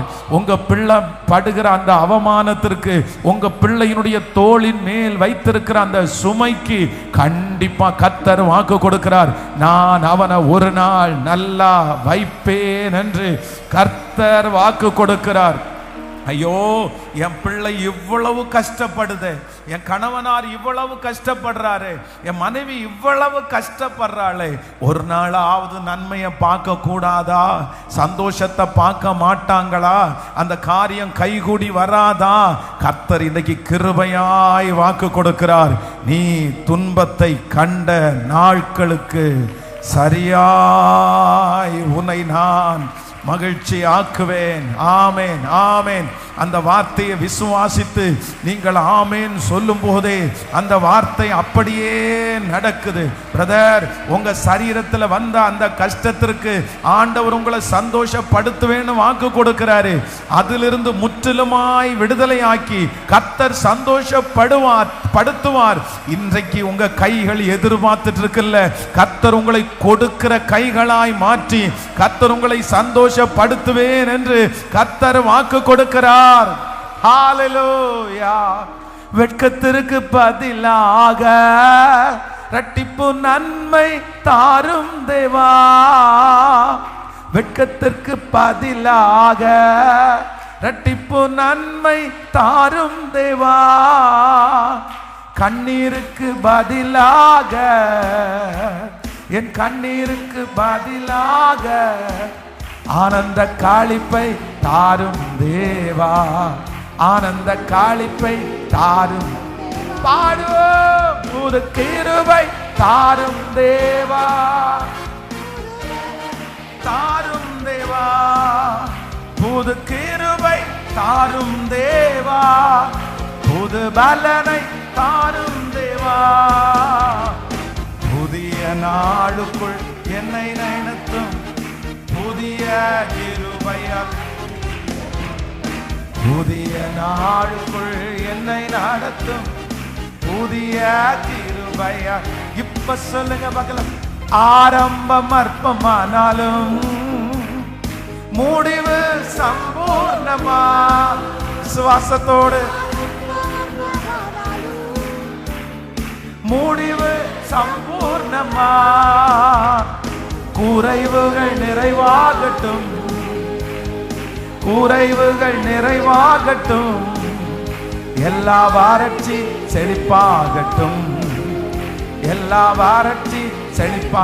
இப்ப கைகளை மேல தட்டி புது கிருபை தாரும் தேவா, புது பலனை தாரும் தேவா, பாடும் புது கிருபை தாரும் தேவா, புது பலனை தாரும் தேவா, புதிய நாளுக்குள் புதிய கிருபையால் என்னை நீர, புதிய நாளுக்குள் என்னை நடத்தும் புதிய புதிய கிருபையால் என்னை நிரப்பும். ஹல்லேலூயா, ஆமென். நீ துன்பத்தை கண்ட நாட்களுக்கு சரியா எங்களை மகிழ்ச்சியாக்குகிற கர்த்தர். வெகு சீக்கிரத்திலே நீங்கள் எல்லாரும் அழுத அழுகைக்கு ஒரு பெரிய மகிழ்ச்சியை, ஹல்லேலூயா, நம்ம இதுவரைக்கும் என்னென்ன கஷ்டப்பட்டோமோ இது எல்லாத்திற்கும் கர்த்தர் எது செய்ய போறாருன்னா, கர்த்தர் பதில் செய்ய போறாரு. கர்த்தர் பதில் செய்ய போறாரு. இன்றைக்கு இந்த 66வது நாள் நாம் ஆராதிக்கிற கர்த்தர் அவர் யார் அப்படின்னா, அவர் பதில் செய்கிற கர்த்தர். நீங்க எவ்வளவு நாள் பலவீனப்பட்டு கிடந்தீங்களோ அதை விட அதிகமாய் நீங்கள் பலனாய் இருக்கிற நாள் உங்களுக்கு வரப்போகிறது. எத்தனை நாள் நீங்கள் அழுதிருக்கிறீர்களோ வேதம் சொல்லுது கர்த்தர் உங்களை சந்தோஷப்படுத்த போறாரு. இந்த உலகமோ சந்தோஷப்படும், நீங்களோ துக்கப்படுவீர்கள். ஆனாலும் உங்கள் துக்கம் சந்தோஷமாய் மாறும். காரணம் என்ன அப்படின்னு சொன்னா, நான் ஆராதிக்கிற தேவன் சரியா எனக்கு செய்கிறவர். நான் என்ன கஷ்டப்பட்டேனோ அதை மட்டும் இல்ல, அதை விட அதிகமா எனக்கு செய்கிறவர். வேதம் சொல்லுகிறது, நேபுகாத் நேச்சர் தனக்கு கூட இருந்த வேலை ஆட்களை வைத்து கடினமாய் வேலை வாங்கினான். இந்த பாபிலோனியனுடைய ராஜா கடினமாய் வேலை வாங்கினான். ஆனா அந்த வேலை செய்தவர்களுக்கு வேதம் சொல்லுது உச்சம் தலை மொட்டை அடிக்கப்பட்டுருச்சு. அப்படின்னா தலையில இருக்கிற முடியெல்லாம் கொட்டுற அளவிற்கு அவங்க வேலை செஞ்சாங்க. இந்த தோள்பட்டையில சுமந்து சுமந்து நிறைய பேருக்கு இந்த தோள்பட்டையெல்லாம் கீழே இறங்கிருச்சு. அந்த அளவு ஒர்க் பண்ணாங்க. ஆனா அவங்களுக்கு முடிஞ்சு பார்த்தீங்கன்னா எதுவுமே கிடைக்கல. எல்லாரும் அப்படியே முடிஞ்ச உடனே அவங்கவுங்க வீட்டுக்கு போக ஆரம்பிச்சாங்க. ஆனா வேதம் அப்படி முடிக்கல. எப்படி முடிக்குது அப்படின்னா, அவனுக்கு எகிப்து தேசத்தையே நான் சொந்தமாய் கொடுத்தேன். அவங்களுடைய உச்சம் தலை மொட்டையடிக்கப்பட்டதுனால, அவருடைய தோள்பட்டை உரியந்ததுனால கர்த்தர் என்ன வாக்கு கொடுக்கிறார்னா, உனக்கு எதுவுமே கூலி கிடைக்கலப்பா, ஆனா நான் கூலி கொடுக்காம எல்லாம் விட மாட்டேன். உனக்கு என்ன கூலி தருவேன்னா, அந்த தேசத்தையே உனக்கு நான் கூலியாய் தருவேன். ஹல்லேலூயா. நாம் விசுவாசிக்கிற ஆண்டவருடைய பிள்ளைகளை, நீங்கள் ஆண்டவருக்காக ஓடுனது வீணாய் போகாது. கர்த்தர் அதற்கு சரியாய் பதில் கொடுப்பார். நீங்க அழுத அழுகைக்கு ஆண்டவர் சரியா பதில் கொடுப்பார். எனக்கு தெரியும் இந்த ஜெபத்திற்கு பிற்பாடு ஆண்டவரை ஆரம்பிக்க போறாரு. இதுவரைக்கும் நீங்க கஷ்டப்பட்டீங்க, இதுவரைக்கும் நீங்க வருத்தப்பட்டீங்க, இதுவரைக்கும் அவமானப்பட்டீங்க. ஆனா இனி என்ன கொடுக்க போகுதுன்னா, கர்த்தர் இதுவரைக்கும் பட்ட அத்தனைக்கும் ஆண்டவர் உங்களுக்கு ரிவார்ட, ஆண்டவர் உங்களுக்கு மகிழ்ச்சிய, ஆண்டவர் நிச்சயமா இது நடக்க போகிறது. கர்த்தராகிய ஆண்டவர் அதை கிருபையாய் கர்த்தர் செய்ய போகிறார். நம்முடைய ஆண்டவர் பதில் செய்கிற கர்த்தர். நான் ஆராதிக்கிற ஆண்டவர் பதில் செய்கிற கர்த்தர். 66வது நாளினுடைய சாராம்சம் என்ன தெரியுமா? அதனுடைய கீவேர்டு என்ன அப்படின்னா, எனக்கு பதில் செய்கிற கர்த்தர். ஹல்லேலூயா. நான் துன்பத்தை கண்ட நாட்களுக்கு சரியா எனக்கு பதில் செய்கிற கர்த்தர். தேவரீர் எங்களை சிறுமைப்படுத்தின நாட்களுக்கும் நாங்கள் துன்பத்தை கண்ட வருஷங்களுக்கும் சரியா எங்களை மகிழ்ச்சியாக்கும். கர்த்தர் உங்களை இந்த துன்பத்தின் பாதையில நடத்துவாரானால், கர்த்தர் இந்த சிறுமைக்கு உங்களை ஒப்பு கொடுத்திருப்பாரானால், நான் நம்புறேன் இந்த சிறுமையை ஆண்டவர் தானே உங்களுக்கு அனுமதிச்சாரு, இந்த அவமானத்தை கர்த்தர் தானே உங்களுக்கு அனுமதிச்சாரு, இந்த பலவீனத்தை ஆண்டவர் தானே உங்களுக்கு அனுமதிச்சாரு, இந்த குறைவை கர்த்தர் தானே உங்களுக்கு அனுமதிச்சிருக்கிறாரு. அந்த ஆண்டவர் சொல்றாரு, நான் உன்னை சிறுமைப்படுத்தினது உண்டானால், நீ துன்பத்தை கண்டது உண்டானால், அந்த நாட்களுக்கு சரியா உன்னை நான் மகிழ்ச்சி ஆக்காம விடுவதில்லை என்று கர்த்தர் திருவிழம் பெற்றுகிறார். ஆமென். பதில் செய்கிற கர்த்தர். இந்த வசனத்தை நான் அப்படியே தியானித்து கொண்டிருக்கும் போது, இந்த பதில் செய்கிற கர்த்தர் அப்படின்னு வாசிக்கும் போது, ஒரு மனுஷனுடைய வாழ்க்கையை நான் எடுத்து அந்த மனுஷனுடைய வாழ்க்கையில ஆண்டவர் 3 விதமாய் பதில் கர்த்தர் செய்கிறார். அப்படின்னா அவருடைய வாழ்க்கை எப்படி இருந்துச்சு, அவருடைய முன்னாடி நிலைமை எப்படி இருந்துச்சு, ஆண்டவர் எப்படி அவர்களுக்கு பதில் செய்தார் அப்படின்றத குறித்து தியானிச்சு நம்ம இன்னைக்கு முடிக்க போறோம். வாசிக்கலாம். எல்லாரும் வேதத்தை திறந்து ஒரு வசனத்தை 1 சாமுவேலின் புஸ்தகம் 9ஆம் அதிகாரத்தினுடைய 21வது வசனத்தை வாசிக்க போகிறோம். 1 சாமுவேல் 9ஆம் அதிகாரத்தினுடைய 21வது வசனத்தை வாசிக்கலாமா? அப்பொழுது சவுல் பிரதி உத்தரமாக, நான் இஸ்ரவேல் கோத்திரங்களிலே சிறிதான பென்யமீன் கோத்திரத்தான் அல்லவா? பென்யமீன் கோத்திரத்திற்கு குடும்பங்களில் எல்லாம் என் குடும்பம் அற்பமானது அல்லவா?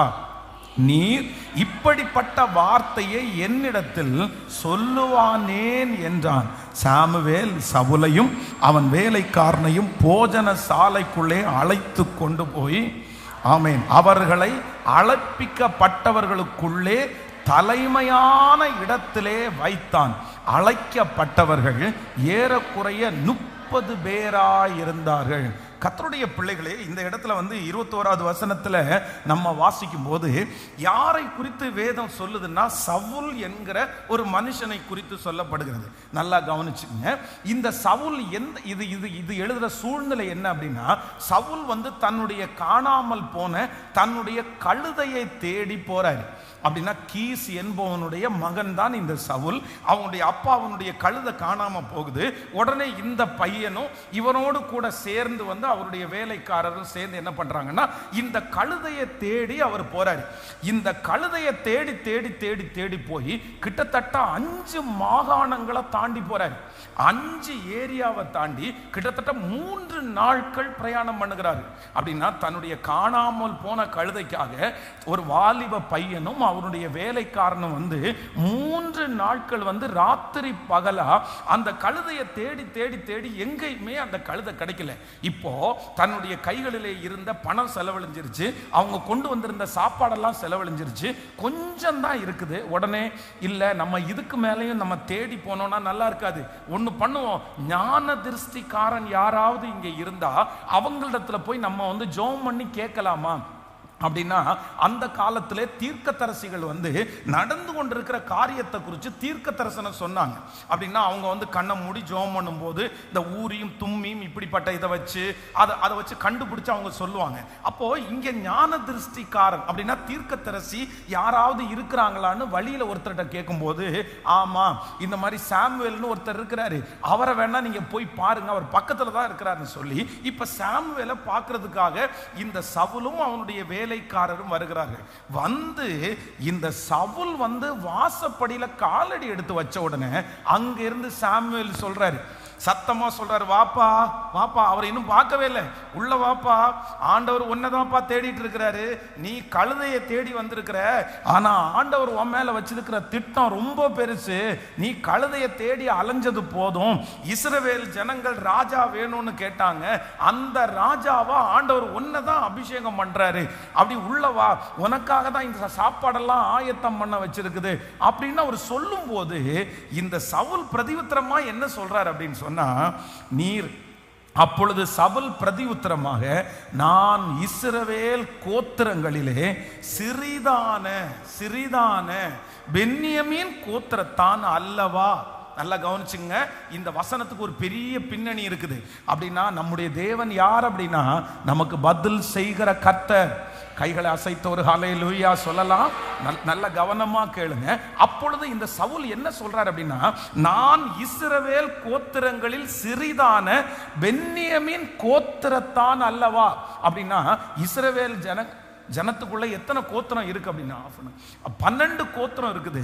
அந்த 12 கோத்திரத்துல ஒரு கோத்திரம் தான் பென்யமீன் கோத்திரம். அப்போ அந்த பென்யமீன் கோத்திரத்தை பற்றி சொல்லும் போது என்ன சொல்றாருன்னா, இந்த கோத்திரம் சின்னதுன்னு உங்களுக்கு தெரியாதா? இந்த கோத்திரம் சிறிய கோத்திரம் தெரியாதா? அதுலயும் பென்யமீன் கோத்திரத்திலே என்னுடைய குடும்பங்களில் எல்லாம் என் குடும்பம் அற்பமானது அல்லவா? அப்போ இவ்வளவு ஒரு மோசமான ஒரு பேக்ரவுண்ட்ல இருந்து என்னுடைய தாத்தா, என்னுடைய பாட்டி, என்னுடைய முன்னோர்கள், என்னுடைய வம்சமே என்ன வம்சம்னா இந்த 12 கோத்திரத்துல சின்ன கோத்திரம், ரொம்ப கழிச்சு போட்டது, ஒதுக்கப்பட்டது. அதுலயும் என்னுடைய குடும்பம் என்ன குடும்பம்னா ரொம்ப சின்ன தாழ்வான குடும்பம். என்ன பார்த்து நீங்க வந்து இஸ்ரவேல் ராஜாவா என்ன கர்த்தர் அபிஷேகம் பண்ண போறாரு அப்படின்னு நீங்க எதுக்கு எப்படி சொல்றீங்க? எப்படி இது நடக்கும் அப்படின்னு அந்த கேள்வியை கேட்கிறார். ஏன், எதனால இந்த கோத்திரம் சின்ன கோத்திரமா மாறிடுச்சு அப்படின்னா, இந்த 12 கோத்திரத்துக்கும் இஸ்ரவேல் நடுவில் ஆண்டவர் என்ன பண்ணியிருந்தாருன்னா, கர்த்தர் சம உரிமை தான் கர்த்தர் கொடுத்திருந்தாரு. 12 கோத்திரமும் முக்கியமான கோத்திரம். இந்த 12 பேரையும் கர்த்தர் ஒரே போல தான் கர்த்தர் பார்த்தார். ஆனா இந்த 12 கோத்திரத்துல இந்த பென்யமீன் கோத்திரம் மட்டும் எப்படி சின்னதாயிருச்சு அப்படின்னு நீங்க வாசித்து பார்ப்பீர்களானால் அதற்கு ஒரு அதிகாரம் இருக்குது, நீங்க எடுத்துக்கொள்ளலாம். நியாயாதிபதிகளின் புஸ்தகத்தை எடுத்துக்கலாமா? நியாயாதிபதிகளின் புஸ்தகம் 20ஆம் அதிகாரத்தினுடைய 10வது வசனத்தை வாசிக்க போறோம். 20ஆம், அதுல வந்து நீங்க வந்து நோட் எழுதி வச்சுக்கோங்க. நியாயாதிபதிகளுடைய புஸ்தகம் 19வது அதிகாரம், 20வது அதிகாரம், 21வது அதிகாரம். நல்லா கவனிச்சுங்க, என்ன நீங்க கவனிங்களேன். இப்ப என்ன அப்படின்னு சொன்னா 19ஆம் அதிகாரம், 20ஆம் அதிகாரம், 21வது அதிகாரம், இந்த 3 அதிகாரத்திலையுமே இந்த பென்யமீன் கோத்திரம் ஏன் சின்ன கோத்திரமா மாறிச்சுன்ற ஸ்டோரி வந்து இந்த நியாயாதிபதிகள் 19, 20, 21 எழுதப்பட்டிருக்கிறது. முடிஞ்சா நீங்க வந்து இன்னைக்கு வந்து இந்த ஆராதனை முடிச்சதுக்கு அப்புறம் வீட்டுக்கு போய், இல்ல ஆன்லைன்ல இருக்கிற பிள்ளைகளும் வீட்டில் வந்து இந்த 19, 20, 21வது அதிகாரத்துல வாட்சி பாருங்க. ஏன் வந்து இந்த பென்யமீன் கோத்திரம் சின்ன கோத்திரமாய் மாறிடுச்சு அப்படின்னு எழுதப்பட்டிருக்கும். என்ன அப்படி நான் ஷார்ட்டா உங்களுக்கு சொல்லிடுறேன் என்ன நடக்குது அப்படின்னு சொன்னா, நீங்க வந்து 10வது வசனத்தை வாசிக்கும் போது, பென்யமீன் கோத்திரமான கிபியா பட்டணத்தார் இஸ்ரவேலிலே செய்த எல்லா மதிகேட்டுக்கும் தக்கதாக ஜனங்கள் வந்து செய்யும்படி நாம் தானிய வம்சங்களை சம்பாதிக்கிறதற்கு இஸ்ரவேல் கோத்திரங்களில் எல்லாம் 100 பேரில் 10 பேரையும், 1000 பேரில் 100 பேரையும், 10000 பேரில் 1000 பேரையும் தெரிந்தெடுப்போம் என்றார்கள். நீங்கள் 19ஆம் அதிகாரம் 10வது வசனத்தை கூட வாசிக்கலாம். நியாயாதிபதிகள் 19ஆம் அதிகாரத்தினுடைய 10வது வசனத்தை வாசிக்கலாமா? 19ஆம் அதிகாரம், 19ஆம் அதிகாரத்தினுடைய 10வது வசனம் வாசிக்கலாம். அந்த மனுஷனோ ராத்திரிக்கு இருக்க மனதில்லாமல் 2 கழுதையின் மேலும் சேணம் வைத்து தன் மறுமணியாட்டியை கூட்டிக் கொண்டு எழுந்து புறப்பட்டு எருசலேமனாகிய ஏபூசுக்கு நேராக வந்தான். கவனிங்க, இப்ப என்ன நடக்குது அப்படின்னு சொன்னா, லேவியனான ஒரு மனுஷன், இந்த லேவியனான மனுஷன் என்ன பண்ணியிருக்கிறான், ஒரு பொண்ணை கல்யாணம் பண்ணியிருக்கிறான். இந்த பொண்ணு கல்யாணம் பண்ணி தன்னுடைய இந்த ஸ்டோரி நீங்க வாட்சி பார்த்தீங்கன்னா இந்த 19, 20, 21வது அதிகாரத்தில் இருக்கிற ஸ்டோரியை சொல்றேன். அப்படின்னா இவர் கல்யாணம் பண்ணி அந்த பொண்ணு என்ன பண்ணிச்சுன்னா கோவிச்சுட்டு வந்து தன்னுடைய தகப்பனாருடைய வீட்டில் இருக்கிறாங்க. உடனே தன்னுடைய தகப்பனாருடைய வீட்டில் இருக்கிற இந்த மனைவியை, சரி நம்ம வந்து இனி சண்டை போட்டு இருக்க வேண்டாம், நம்ம வந்து சமரசம் பண்ணி நம்ம கூட்டிட்டு போவோம்னு சொல்லி இந்த லேவியனான மனுஷன் எங்க வராரு அப்படின்னு சொன்னா தன்னுடைய மாமனாருடைய வீட்டுக்கு வராரு. இந்த மாமனாருடைய வீட்டுக்கு அவர் வராரு. வந்த உடனே இந்த மாதிரி அந்த மாமனார் வந்து பார்த்தீங்கன்னா இந்த மருமகன் மேலே ரொம்ப அவருக்கு பாசம். அவர் வந்து சரி நான் கிளம்புறேன் அப்படின்னு சொல்கிறார். நீங்கள் அதை வாசி பார்த்தீங்கன்னா தெரியும். இல்லை இன்னைக்கு கிளம்ப வேண்டாம், நீங்கள் நாளைக்கு கிளம்புங்க. நாளைக்கு அதே மாதிரி கிளம்பும் போது இல்லை இன்னைக்கு கிளம்ப வேண்டாம், அடுத்த நாள் கிளம்புங்க. இப்படியே கிட்டத்தட்ட ஒரு 5-6 நாள் தாண்டிருச்சு. ஆனால் இந்த மருமகன் என்ன சொல்கிறார் அப்படின்னா, ஒரு நாள் சாயந்தரம் முடிவெடுத்துட்டார், இல்லை மாமா நான் இனி வந்து வீட்டில் இருக்க மாட்டேன் அப்படின்னு சொல்லி தன்னுடைய மனைவியையும் தன்னுடைய அந்த கழுதை மேலே ஏற்றி இப்போ வந்து பிரயாணம் பண்ணுகிறாரு. இவர்கள் பிரயாணம் பண்ணி வரும்போது பார்த்தீங்கன்னா இடையில வந்து இருட்டிருச்சு. இப்போ இவளுக்கு ராத்தங்கணும், ராத்திரி ஒருத்தர் ஸ்டே பண்ணணும். அப்போ எந்த இடத்துலையுமே இவர்களுக்கு தங்குறதுக்கு வீடு இல்லாதனால தெருவில் ஒரு இடத்துல உட்கார்ந்து இருக்கிறாங்க. அந்த தெருவில் உட்கார்ந்து இருக்கும்போது பார்த்தீங்கன்னா நீங்க வந்து 16வது வசனத்தை வாசிக்கும் போது 19ஆம் அதிகாரம் 19ஆம் அதிகாரம் 16வது வசனம், வயலிலே வேலை செய்து மாலையிலே வீடு திரும்புகிற ஒரு கிழவன் வந்தான். அந்த மனுஷனும் எப்ராயிம் மலை தேசத்தான், அவன் கிபியாவிலேயே சஞ்சரிக்கிறவனாய் வந்தான். அவ்விடத்து மனுஷரோ பென்யமீனர். நல்லா கவனிச்சுங்க, இதை அண்டர்லைன் பண்ணிக்கங்க. 19ஆம் அதிகாரத்தினுடைய 16வது வசனம். ஹலோ கவனிங்க, இப்போ உங்களுக்கு புரியுது. இவங்க வந்து ராத்தங்குகிற இடத்துல இருக்கிறவங்க பேர் தான் யாரு யாரு கீழே சொல்லப்பட்டிருக்குது. அவ்விடத்து மனுஷரோ யாராமா? இப்போ சவுல் எந்த குடும்பத்திலிருந்து வந்தா? பென்யமீன் குடும்பத்தில். பென்யமீன் குடும்பத்தில் என்னுடைய பென்யமீன்றதே என்னதான் எனக்கு, எங்களுடைய கோத்திரம் வந்து 12 கோத்திரத்தில் சின்ன கோத்திரம். அந்த சின்ன கோத்திரத்தில் என்னுடைய குடும்பம் ரொம்ப அற்பமானது அப்படின்னு சொல்றான். அப்போ இந்த பென்யமீன் கோத்திரம் ஏன் சின்னதா மாறிச்சுன்றதுக்கு தான் இந்த விளக்க சொல்றேன். அப்போ இந்த இந்த பொண்ணை கூட்டிட்டு வர்றாரு, நடு வீதியில இருக்கிறாரு. அப்போ ஒரு கிழவன் வர, அந்த கிழவன் யார் அப்படின்னா அவர் வந்து பென்யமீன் கிடையாது, அவர் இன்னொரு ஊர்ல இருந்து பிழைக்க வந்தவர். அவர் வந்து இந்த மனுஷனையும் தன்னுடைய மனைவியை வந்து அவங்க வந்து நடு ரோட்ல பார்த்த உடனே அவர் என்ன சொல்றாரு அப்படின்னு சொன்னா, நீங்க எழுந்து எங்க வாங்க, என்னுடைய வீட்டுக்கு வாங்க அப்படின்னு கூட்டிட்டு போறாரு. இப்போ அவருடைய வீட்டிற்கு கூட்டிட்டு போன உடனே அந்த கிழவன் தன் கண்களை ஏறெடுத்து பட்டணத்து வீதியிலே அந்த பிரயாணக்காரர்கள் இருக்கிறதை கண்டு, எங்கே போகிறாய், எங்கே இருந்து வந்தா என்று கேட்டான். அதற்கு அவன், நாங்கள் யூதேயாவில் உள்ள ஊராகிய பெத்லேகமிலிருந்து வந்து எப்ராயிம் மலை தேசத்தின் புறங்கள் மட்டும் போகிறோம். நாங்கள் அவ்விடத்தான் யூதாவில் உள்ள பெத்லேகம் மட்டும் போய் வந்தேன். நான் கர்த்தருடைய ஆலயத்திற்கு போகிறேன். இங்கே என்னை வீட்டிலே ஏற்றுக்கொள்ளுவார் ஒருவனும் இல்லை. எங்கள் கழுதைகளுக்கு வைக்கோலும் தீபனங்களும் உண்டு. எனக்கும் உமது அடியாளுக்கும் உமது அடியாளோடு இருக்கிற வேலைக்காரருக்கும் அப்பமும் திராட்சரசமும் உண்டு, ஒன்றிலும் குறைவில்லை என்றான். அப்பொழுது அந்த கிழவன், உனக்கு சமாதானம், உன் குறைவெல்லாம் என் மேல் இருக்கட்டும், வீதியில் மாத்திரம் ராத்தங்க வேண்டாம் என்று சொல்லி அவனை தன் வீட்டிற்குள் அழைத்து கொண்டு போய் கழுதைக்கு தீனம் போட்டான். அவர்கள் தங்கள் கால்களை கழுவிக்கொண்டு புசித்து குடித்தார்கள். அடுத்த வசனம், அவர்கள் மகிழ்ச்சியாயிருக்கும் போது இதோ பேலியாளின் மக்களாகிய அந்த ஊர் என்ன ஊர்? அந்த ஊர் எந்த ஊரு? இல்ல, அது நம்ம யாருடைய ஊரு? சவுலுடைய வம்சத்தில் யார் வந்தார்? பென்யமீன் இருக்கிற ஊர்ல அந்த ஊர் மனுஷரில் சிலர் அந்த வீட்டை சூழ்ந்து கொண்டு கதவை தட்டி, உன் வீட்டிலே வந்த அந்த மனுஷனை நாங்கள் அறியும்படிக்கு வெளியே கொண்டு வா என்று வீட்டுக்காரனாகி அந்த கிழவனோட சொன்னார். நல்லா கவனிச்சுங்க. இப்போ சோதோம் கொமோரோல வந்து இந்த லோத்துனுடைய குடும்பத்தில் நடந்துச்சு பாருங்களேன். அங்க தூதர்கள் வந்த உடனே அவர்கள் எங்களை அறியும்படிக்கு எங்களை வெளியே விடுங்கன்னு சொன்னாங்கல்ல. இதே போல இந்த பென்யமீன் கோத்திரத்திலே இருக்கிறதுல பேலியாளின் மக்கள் மோசமான ஒரு கேங்கு. இவங்க என்ன கேங்கா இருந்திருக்கிறாங்கன்னா, இந்த ஹோமோசெக்சுவல், இந்த மாதிரி அசுத்த பாவத்தில் இருக்கிற ஒரு டீம் இருக்கிறாங்க. இந்த வீட்டில் புதுசா ஒரு கெஸ்ட் வந்தாங்கன்னு தெரிஞ்ச உடனே அந்த டீம் இப்ப எங்க வந்துட்டாங்க? இந்த கிழவனுடைய வீட்டுக்கு வந்துட்டாங்க. இந்த கிழவனுடைய வீட்டுக்கு வந்து என்ன சொல்றாங்கன்னா, இப்போ உங்களிடத்துல தங்குறதுக்காக வந்தாங்கல்ல, அவங்கள வெளியே அனுப்பு, அவங்கள வெளியே அனுப்பு. உடனே இந்த கிழவன் என்ன சொல்றாருன்னா, எப்பா எப்படின்னாலும் ரோட்டில் தங்க வேண்டியவங்கள நான் என் வீட்டுக்குள்ள கொண்டு வச்சிருக்கிறேன், நீங்க இந்த மாதிரி பண்ணக்கூடாது அப்படின்னு சொன்ன உடனே அவங்க வந்து கேட்கவே இல்லை. அதனால இந்த வீட்டில் தங்கும்படியாக வந்திருக்கிற மனுஷன், உனக்கு இப்ப என்ன வேணும்? என் மனைவி தானே உனக்கு வேணும், இது அப்படி அதான் கேட்குறியா?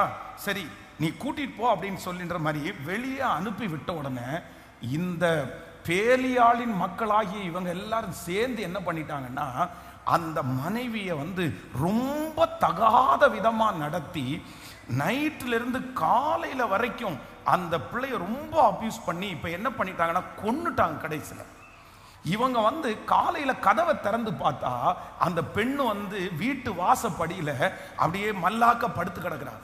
உடனே இவர் கூப்பிடுறாரு, எந்திரிமா போலாம் அப்படின்னு சொன்னா எந்த அசையுமே இல்லை. திரும்ப பக்கத்துல போய் பார்த்தா அந்த லேடி வந்து இறந்து போய் கிடந்தாங்க. உடனே இந்த மனுஷன் என்ன பண்ணிட்டான்னா, அந்த டெட் பாடியை எடுத்து தன்னுடைய கழுதைக்கு மேல வச்சு வீட்டுக்கு கொண்டு வந்து எலும்போட சேர்த்து 12 துண்டா அந்த மனுஷன் வெட்டுறாரு. நீங்க வாசிங்க 19ஆம் அதிகாரம் 20ஆம் அதிகாரம் 20 இல்ல நீ வீட்டுல போய் வாசிங்க. இது அப்படியே இருக்கும் பாருங்க. நான் சும்மா கதையெல்லாம் சொல்லல, கட்டுக்கதை எல்லாம் இல்ல. இப்போ அவர் 12 துண்டுகளாக கட் பண்ணி என்ன பண்ணிட்டாருன்னா 12 கோத்திரத்துக்கும் அனுப்பிட்டார். ஒவ்வொரு கோத்திரத்துக்கும் பார்சல் அனுப்பிட்டாரு பாருங்க அப்படின்னு. அத்தனை பேரும் அடிச்சு புரண்டு என்ன சொல்றாங்கன்னா, இஸ்ரவேலில் இதே போல ஒரு மதிகேடு இதுவரைக்கும் நடந்ததே இல்லை. என்ன நடக்குது, என்ன யார் அனுப்புனா, என்ன பிரச்சனை அப்படின்னு சொல்லி 12 கோத்திரத்தில் இருக்கிற முக்கியமான அத்தனை பேரும் ஒரு இடத்துல கூடிட்டாங்க.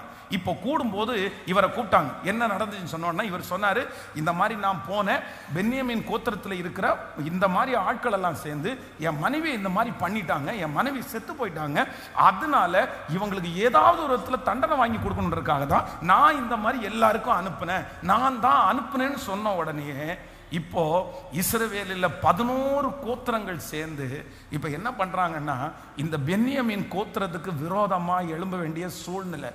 ஸ்ட்ரெயிட்டா போய் ஆண்டவரிடத்துல கேட்கறாங்க, என்ன பண்றதுன்னு கேட்டா கர்த்தரும் என்ன சொல்லிட்டாருன்னா, நீங்க யுத்தம் பண்ண ஆரம்பிங்கன்னு சொல்லிட்டாரு.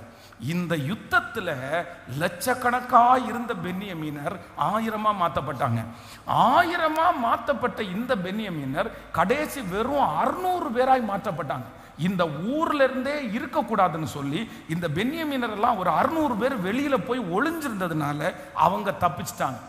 அன்னைக்கு பென்யமீன் கோத்திரத்தை விட்டுட்டு மற்ற 11 கோத்திரமும் ஒரு முடிவு எடுக்கிறாங்க. என்ன முடிவு எடுக்கிறாங்கன்னா, எங்க கோத்திரத்தில் இருக்கிற எந்த பொண்ணுகளையும் உங்களுக்கு நாங்கள் கல்யாணம் பண்ணி தரமாட்டோம், இதோட முடிஞ்சிருச்சு, நீங்க இந்த மதிகேடான காரியத்தை செஞ்சதுனால இதை செய்ய மாட்டோம்னு ஒரு கட்டளையும் பிறப்பிக்கப்பட்டார்கள். கடைசியில இந்த பென்யமீன் கோத்திரம் 12 கோத்திரத்துல ஒன்றும் இல்லாம இப்படியே ஆளே இல்லாம கல்யாணமே பண்ணாம இந்த கோத்திரமே ஒன்றும் இல்லாம போயிடும்னு சொல்லி அவர்களே என்ன பண்றாங்கன்னா, திரும்பி போய் இன்னொரு ஊர்ல போய் அங்க போய் இது அரெஸ்ட் பண்ணி நிறைய பிள்ளைகளை கொண்டு வந்து இவங்களுக்கு கல்யாணம் பண்ணி கொடுத்து, இப்போ இப்படி ரொம்ப லோவா இருந்த இந்த பென்யமீன் கோத்திரம் அதனாலதான் என்ன கோத்திரமா மாறிச்சுன்னா 12 கோத்திரத்திலையும் சிறிய கோத்திரமாய் மாறினது. இப்போ இஸ்ரவேல் ஜனங்கள் எல்லாரும் ஆண்டவரிடத்துல என்ன கேட்கிறாங்க அப்படின்னா, எங்களுக்கு யார் வேணும், எங்களுக்கு யார் வேணும், ராஜா வேணும்னு கேட்கிறாங்க. அதுவும் 40 வருஷத்துக்கு முன்னாடி கேட்கிறாங்க. ஆண்டவருடைய வாக்குத்தத்தத்தின்படி வசனத்தின்படி 40 இயர்ஸ் 40 வருஷம் தாண்டி தான் ராஜாக்களுடைய காலம் ஆரம்பிக்குது. ஆனா இஸ்ரவேல் ஜனங்கள் இல்ல எல்லா நாட்டிலையும் ராஜா இருக்கிற மாதிரி எங்களுக்கு ராஜா வேணும்னு கேட்கிறாங்க.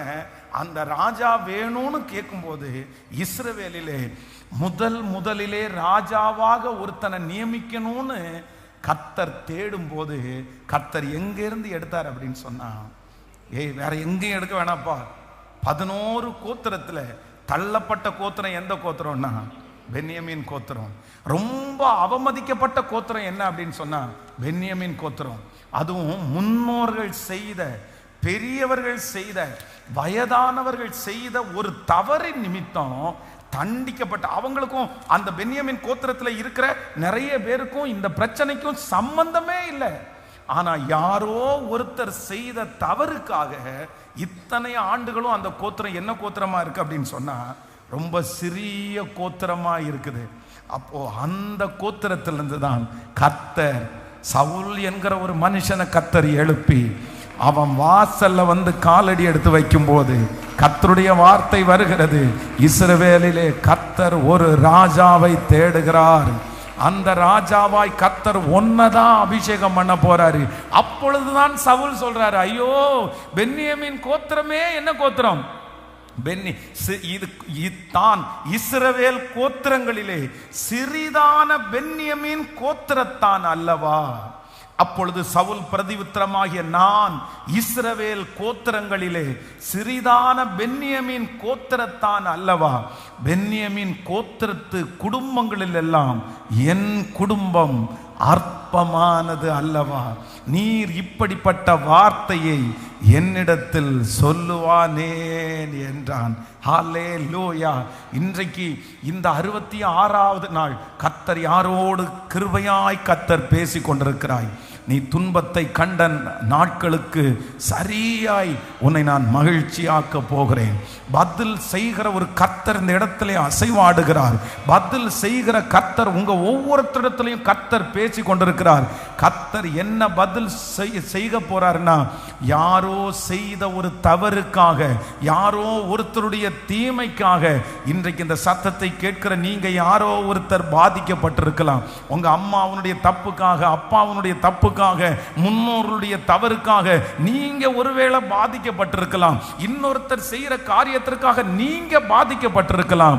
ஆனா கர்த்தர் இன்றைக்கு வாக்கு கொடுக்கிறார். அற்பமான, புறக்கணிக்கப்பட்ட, ஒதுக்கப்பட்ட யாரோ ஒருத்தருடைய தவறின் நிமித்தமாய் ஆமேன் மூழ்கடிக்கப்பட்ட அந்த கோத்திரத்திலிருந்து ஒரு மனுஷனை கர்த்தர் எடுத்து முதலாவதாக ராஜாவாய் ஆண்டவர் அங்கீகரிப்பது உண்மையானால் கர்த்தர் இன்றைக்கு வாக்கு கொடுக்கிறார். உன்னை நான் தூக்கி எடுப்பேன். சிறுமைப்பட்ட உங்களை கர்த்தர் தூக்கி எடுப்பார். இந்த ஜெபத்தில் யார் ஒருவர் ரொம்ப சிறுமையை அனுபவிக்கிறீர்களோ, அவமானப்படுத்தப்பட்டீர்களோ, உங்களை ரொம்ப கேவலமா அவங்க ட்ரீட் பண்றாங்களோ, அவர்களை கர்த்தர் தெரிந்தெடுத்து வேறு பிரித்து எல்லா கோத்திரத்தை விட சின்ன கோத்திரமாகிய பென்யமீன் கோத்திரத்திலிருந்து முதல் ராஜாவை ஏற்படுத்தின தேவனுக்காய் கரங்களை தட்டி உங்க குடும்பத்துல சிறுமையான உங்களை தான் கர்த்தர் எடுக்க போறாரு. உங்க வம்சத்துல சிறுமையாக்கப்பட்ட உங்களை தான் கர்த்தர் தூக்கி எடுக்க போறாரு. எஸ் சிஸ்டர், பிரதர், இது நடக்கும், நிச்சயமாய் நடக்கும். இந்த ஜெபத்தை கர்த்தர் அதற்காக தான் துவங்க பண்ணினார். இல்ல ஆண்டவருடைய வஸ்திரம் உங்க மேல விழுது, கர்த்தருடைய சால்வை உங்க மேல விழுது, கர்த்தருடைய அழைப்பு புறக்கணிக்கப்பட்ட, ரொம்ப ஒதுக்கப்பட்ட, தகுதியே இல்லைன்னு சொன்ன நமக்கு நேராய் ஹalleluya, நமக்கு நேராய் ஹalleluya, என்னை பலப்படுத்துகிற கிறிஸ்து. ஆமென். எனக்கு முதல்ல கர்த்தர், எனக்கு ஃபர்ஸ்ட் தேவன் செய்கிற முதல் பதில் என்ன அப்படின்னு சொன்னா, யாரோ ஒருத்தருடைய நிமித்தமாய் வந்த தீமையை எனக்கு நன்மையாய் மாற்றுகிற கர்த்தர். நான் விசுவாசிக்கிறேன், இனி துஷ்டர்களால் நீங்கள் பட்ட அவமானங்கள் தொடருவது இல்லை. குடும்ப சாபங்கள் உங்களுக்கு தொடருவது இல்லை. முன்னோர்களுடைய சாபங்கள் உங்களுக்கு தொடருவது இல்லை. அம்மா செஞ்சது, அப்பா செஞ்சது உங்க தலை மேல இருக்காது. யாரோ ஒருத்தர் செஞ்சுட்டு போனது உங்க தலை மேல இருக்காது. கர்த்தர் அதிலிருந்து ஒரு பெரிய விடுதலையை கர்த்தர் கிருபையாய் தருகிறார். கைகளை உயர்த்தி இயேசுவே, இதோ ஆண்டவர் பென்யமீன் கோத்திரத்தை தேடி வருகிறார். இஸ்ரவேல் 12 கோத்திரத்திலே சிறிதான அந்த கோத்திரத்தை கர்த்தர் தேடி வர்றாரு. இன்னைக்கு லிட்டரலா நிறைய பேருக்கு நடக்குது. எஸ் ஹalleluya. சொந்தக்காரங்க எல்லா பிள்ளைகளையும் நிறுத்தி வைக்கும் போது உங்க பிள்ளை மட்டும் குறைவா இருக்குல்ல, ஆனா கர்த்தருடைய கண்ணு உங்க மேலதான் படுது. வேலை ஸ்தலத்துல இருக்கிற அத்தனை பேரை காட்டிலும் நீங்க குறைவா தெரியுறீங்கல்ல. கர்த்தர் வாக்கு கொடுக்கிறாரு, உன்னை நான் ஆசீர்வதிக்கிறதற்கு வல்லவர். விசுவாசத்தோட எல்லாரும் ஜெபம் பண்ணி இந்த வார்த்தை எங்க தலையின் மேல நடக்கட்டும் என்று சொல்லுங்க.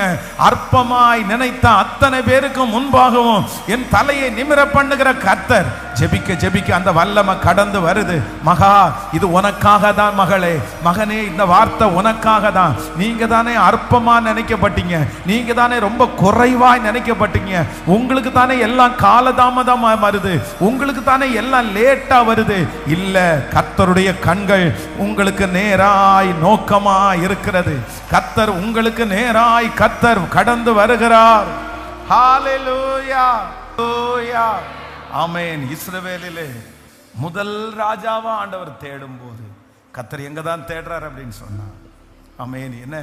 என்ன நம்பி எப்படி இவ்வளோ பெரிய விஷயத்தை நீங்க சொல்றீங்க? ராஜாவா இருக்கிறதுக்கு நான் கொஞ்சம் கூட தகுதியே இல்லையே.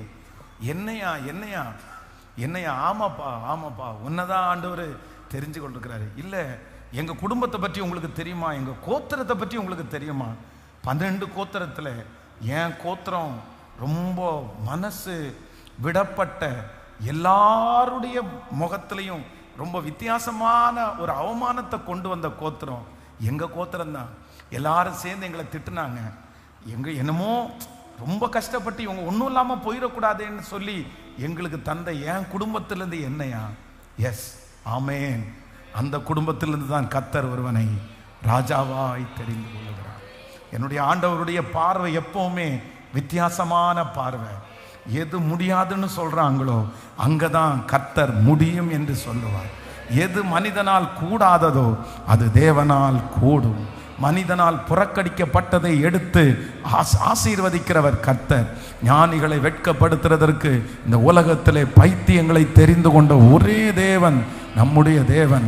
உள்ளவைகளை அவமாக்கும்படியாய் உலகத்தில் இல்லாதவைகளையும் இழிவானவைகளையும் தெரிந்து கொண்ட ஒரே தேவன் நம்முடைய தேவன். நான் நம்புறேன், நீங்க நல்லா இருப்பீங்க. நீங்க கஷ்டப்படுகிற நீங்க நல்லா இருப்பீங்க. இன்னைக்கு உதறி தள்ளப்படுகிற நீங்க நல்லா இருப்பீங்க. ஆமென். யார் அற்பமாய் நினைக்கப்படுகிறதோ அவங்க பேர்ல கர்த்தருடைய கண் அப்படியே வரும். ஹல்லேலூயா. இந்த உலகம் புறக்கணிக்கப்படுகிறவர்களை கர்த்தர் தேடி வருகிறவர். ஆமென். ஆகாது என்று தள்ளின கல்லை மூளைக்கு தலைக்கல்லாய் மாற்றுகிறவர் நம்முடைய தேவன். நீங்க வித்தியாசத்தை பார்ப்பீங்க. கர்த்தருடைய வருகை தாமதிச்சுன்னா நெக்ஸ்ட் இயர் நான் நம்புறேன் இந்த சத்தத்தை கேட்டுட்டு இருக்கிற நிறைய பேரை நீங்க உங்க வம்சத்திலிருந்து கர்த்தர் தெரிந்தெடுப்பார். உங்க குடும்பத்திலிருந்து கர்த்தர் தெரிந்தெடுப்பார். ஆமென். நீங்க தான் முன்னணியில் நிக்க போறீங்க. கர்த்தர் உங்க பிள்ளைகளை, என் பிள்ளைகளை கர்த்தர் முன்னாடி நிக்க வைக்க போறாரு. அந்த புறக்கணிக்கப்பட்ட பிள்ளைய கர்த்தர் முன்னாடி நிக்க வைக்க போறாரு. அவங்க வாழ்க்கை தான் சிறப்பா அமைய போகுது. அவங்க மேலதான் ஆண்டவர் ஒரு பெரிய கிருபையை கர்த்தர் தரப்போகிறார். இது கர்த்தருக்கு லேசான காரியம். ஹல்லேலூயா. நான் தீர்க்க தரிசனமாய் ஆண்டவருடைய வார்த்தையை நான் சொல்றேன். யாரோ செய்த ஒரு தவறுக்காக, யாரோ ஒருத்தருடைய குற்றத்திற்காக இந்த ஜெபத்தில் இருக்கிற யார் நீங்கள் தண்டிக்கப்படுகிறீர்களோ, யார் தண்டிக்கப்படுகிறீர்களோ, அவன் வாங்கின கடனுக்காக நான் கஷ்டப்படுறேன் பாஸ்டர், அவன் பேசின பேச்சுக்காக நான் இன்னைக்கு கஷ்டப்படுகிறேன், இன்னொருத்தருடைய தவறு நிமித்தமாய் இந்த சத்தத்தை கேட்கிற யார் ஒருவர் நீங்க பயத்தோடு கவலையோடு இருக்கிறீர்களோ, நான் நம்புறேன் ஆண்டவரால் உங்களை என்னையும் தூக்கி எடுக்கிறதற்கு கர்த்தருக்கு லேசான காரியம். ஆண்டவரால் முடியும். உங்களை மாட்டி விட்ட ஜனங்களுக்கு முன்னாடி கர்த்தர் உங்களை தூக்கி நிறுத்துறதற்கு கர்த்தர் வல்லவராய் இருக்கிறார். அந்த சிறையிருப்பை மாற்றுவார். அந்த சிறுமையை கர்த்தர் மாற்றுவார். ஸோ அந்த சூழ்நிலையில இருக்கிறவங்க மட்டும் உங்களுக்காக இந்த செய்தி இடையிலே ஒரு ஜெபம் பண்ண நான் விரும்புகிறேன். யாரோ ஒருத்தர் மூலமாய் என் பிள்ளை கெட்டு போய் கிடக்குது, யாரோ ஒருத்தர் மூலமாய் நான் ஒரு கடன்காரனாய் நான் மாற்றப்படுகிறேன், இந்த பிரச்சனைக்குள்ள போகிறதுக்கு இவர் தான் பாஸ்டர் காரணம், இந்த மாதிரி ஒரு பர்சன் காரணம், அவங்களுக்காக இன்னைக்கு நான் தண்டிக்கப்படுகிறேன், அவங்களுக்காக இன்னைக்கு என் குடும்பம் தண்டிக்கப்படுது, என் தாத்தா பண்ணின வேலை, எங்க அப்பா பண்ணின வேலை, எங்க அம்மா செஞ்சது இந்த மாதிரி செஞ்சுட்டு போயிட்டாங்க, அவங்க போயிட்டாங்க, நான் தான் இன்னைக்கு கஷ்டப்படுறேன். ஆனா இன்றைக்கு அசைவாடுகிற கர்த்தர் அதிலிருந்து ஒரு பெரிய விடுதலை கர்த்தர் தரப்போகிறார். ஆமென். கைகளை அப்படியே இந்த சூழ்நிலையில இருக்கிறவங்க மட்டும் உங்களுடைய கைகளை உயர்த்தி கொள்ளுங்கள். உங்களுக்காக நான் ஜெபிக்க ஆசைப்படுகிறேன். இந்த செய்தியினுடைய இடையிலே ஹல்லேலூயா, தேங்க் யூ ஜீசஸ். இந்த மாதிரி அவங்க ஒரு தீர்மானம் பண்ணி அனுப்புனதுனால தான் நான் இப்படி ஆயிட்டேன். அவங்க என்ன தப்பா கைட் பண்ணிட்டாங்க பாஸ்டர். யாரோ ஒருத்தருக்காக இன்னைக்கு நான் தண்டிக்கப்படுகிறேன், என் பிள்ளை இன்னைக்கு தண்டிக்கப்படுகிறான், யாரோ ஒருத்தர் மூலமா இன்னைக்கு என் குடும்பம் தண்டிக்கப்பட்டிருக்கிறது. அப்பா, இந்த திருச்சபையில கையை உயர்த்தி இருக்கிற, ஆன்லைன் மூலமாய் பார்த்து ஜெபித்து கொண்டிருக்கிற ஒவ்வொரு பிள்ளைகளுக்காக நீங்க சொன்னீங்கல்ல, நீ துன்பத்தை கண்ட நாட்களுக்கு சரியாய் நான் உன்னை மகிழ்ச்சி ஆக்குவேன். அப்பா, பிறந்தது முதற்கொண்டு சவுலை பார்க்கும் போதெல்லாம் நீ போய் இந்த கோத்திரத்தில் நீ பிறந்தியே, போய் இந்த குடும்பத்தில் நீ பிறந்தியே, நீ ஒரு லக்கியான ஆள் இல்லை, நீ ஒரு நல்ல ஆள் இல்லை, நீ வேற ஒரு கோத்திரத்தில் பிறந்திருக்கலாம்ல, நீ யூதா கோத்திரத்தில் பிறந்திருக்கலாம்ல, நீ இந்த கோத்திரத்தில் பிறந்தியன்னு எத்தனையோ பேர் அவனை பார்த்து என்னென்னமோ வார்த்தையை பேசி இருக்கலாம். ஆனா கர்த்தர் அந்த தள்ளப்பட்ட கோத்திரத்தை மறுபடியும் தூக்கி எடுத்து அதிலே இஸ்ரவேலை ஆளுகிற ஒரு ராஜாவை எழுப்புகிறது உமக்கு லேசான காரியமாய் இருக்குமானால், இந்த சத்தத்தை கேட்டுக்கொண்டிருக்கும் போதே இனி இந்த மனிதர்களால் காயப்படக்கூடாது, எந்த மனிதர்களாலும் காயப்படக்கூடாது. இயேசுவே, அந்த மனிதர்களால் உண்டான சிக்கலில் இருந்து இப்ப எங்க பிள்ளைகளை நீர் மீட்டு எடுப்பீராக. கர்த்தர் மீட்டெடுப்பீராக. உம்முடைய வல்லமை மீட்டெடுக்க போகிறதற்காக உமக்கு ஸ்தோத்திரம். உம்முடைய வல்லமை மீட்டெடுக்க போகிறதற்காய் ஸ்தோத்திரம். ஹல்லேலூயா, ஆமென். திரும்பவும் நமக்கு இரக்கம் செய்கிற கர்த்தர், நீ துன்பத்தை கண்ட நாட்களுக்கு சரியாய் மகிழ்ச்சி ஆக்குகிற கர்த்தர். ஹல்லேலூயா. நம்பர் 1, முதலாவதாக யாரோ ஒருத்தர் செய்த தவறின் நிமித்தமாய் எனக்கு வந்திருந்த அவமானங்களையும் நிந்தைகளையும் மாற்றுகிற கர்த்தர். நம்பர் 2, இரண்டாவதாக வேகமாய் ஒரு காரியத்தை சொல்ல போறேன், வாசிக்கலாம். ஆமென். இரண்டாவது ஒரு காரியத்தை வாசிக்கலாமா? Thank you Jesus. ஆமென். 1 சாமுவேலின் புஸ்தகத்தினுடைய, ஆமென், தேங்க்யூ ஜீசஸ், 9ஆம் அதிகாரத்தினுடைய 22வது வசனத்திலிருந்து வாசிக்கலாம். ஆமென். ஹல்லேலூயா. வாசிக்கலாம்.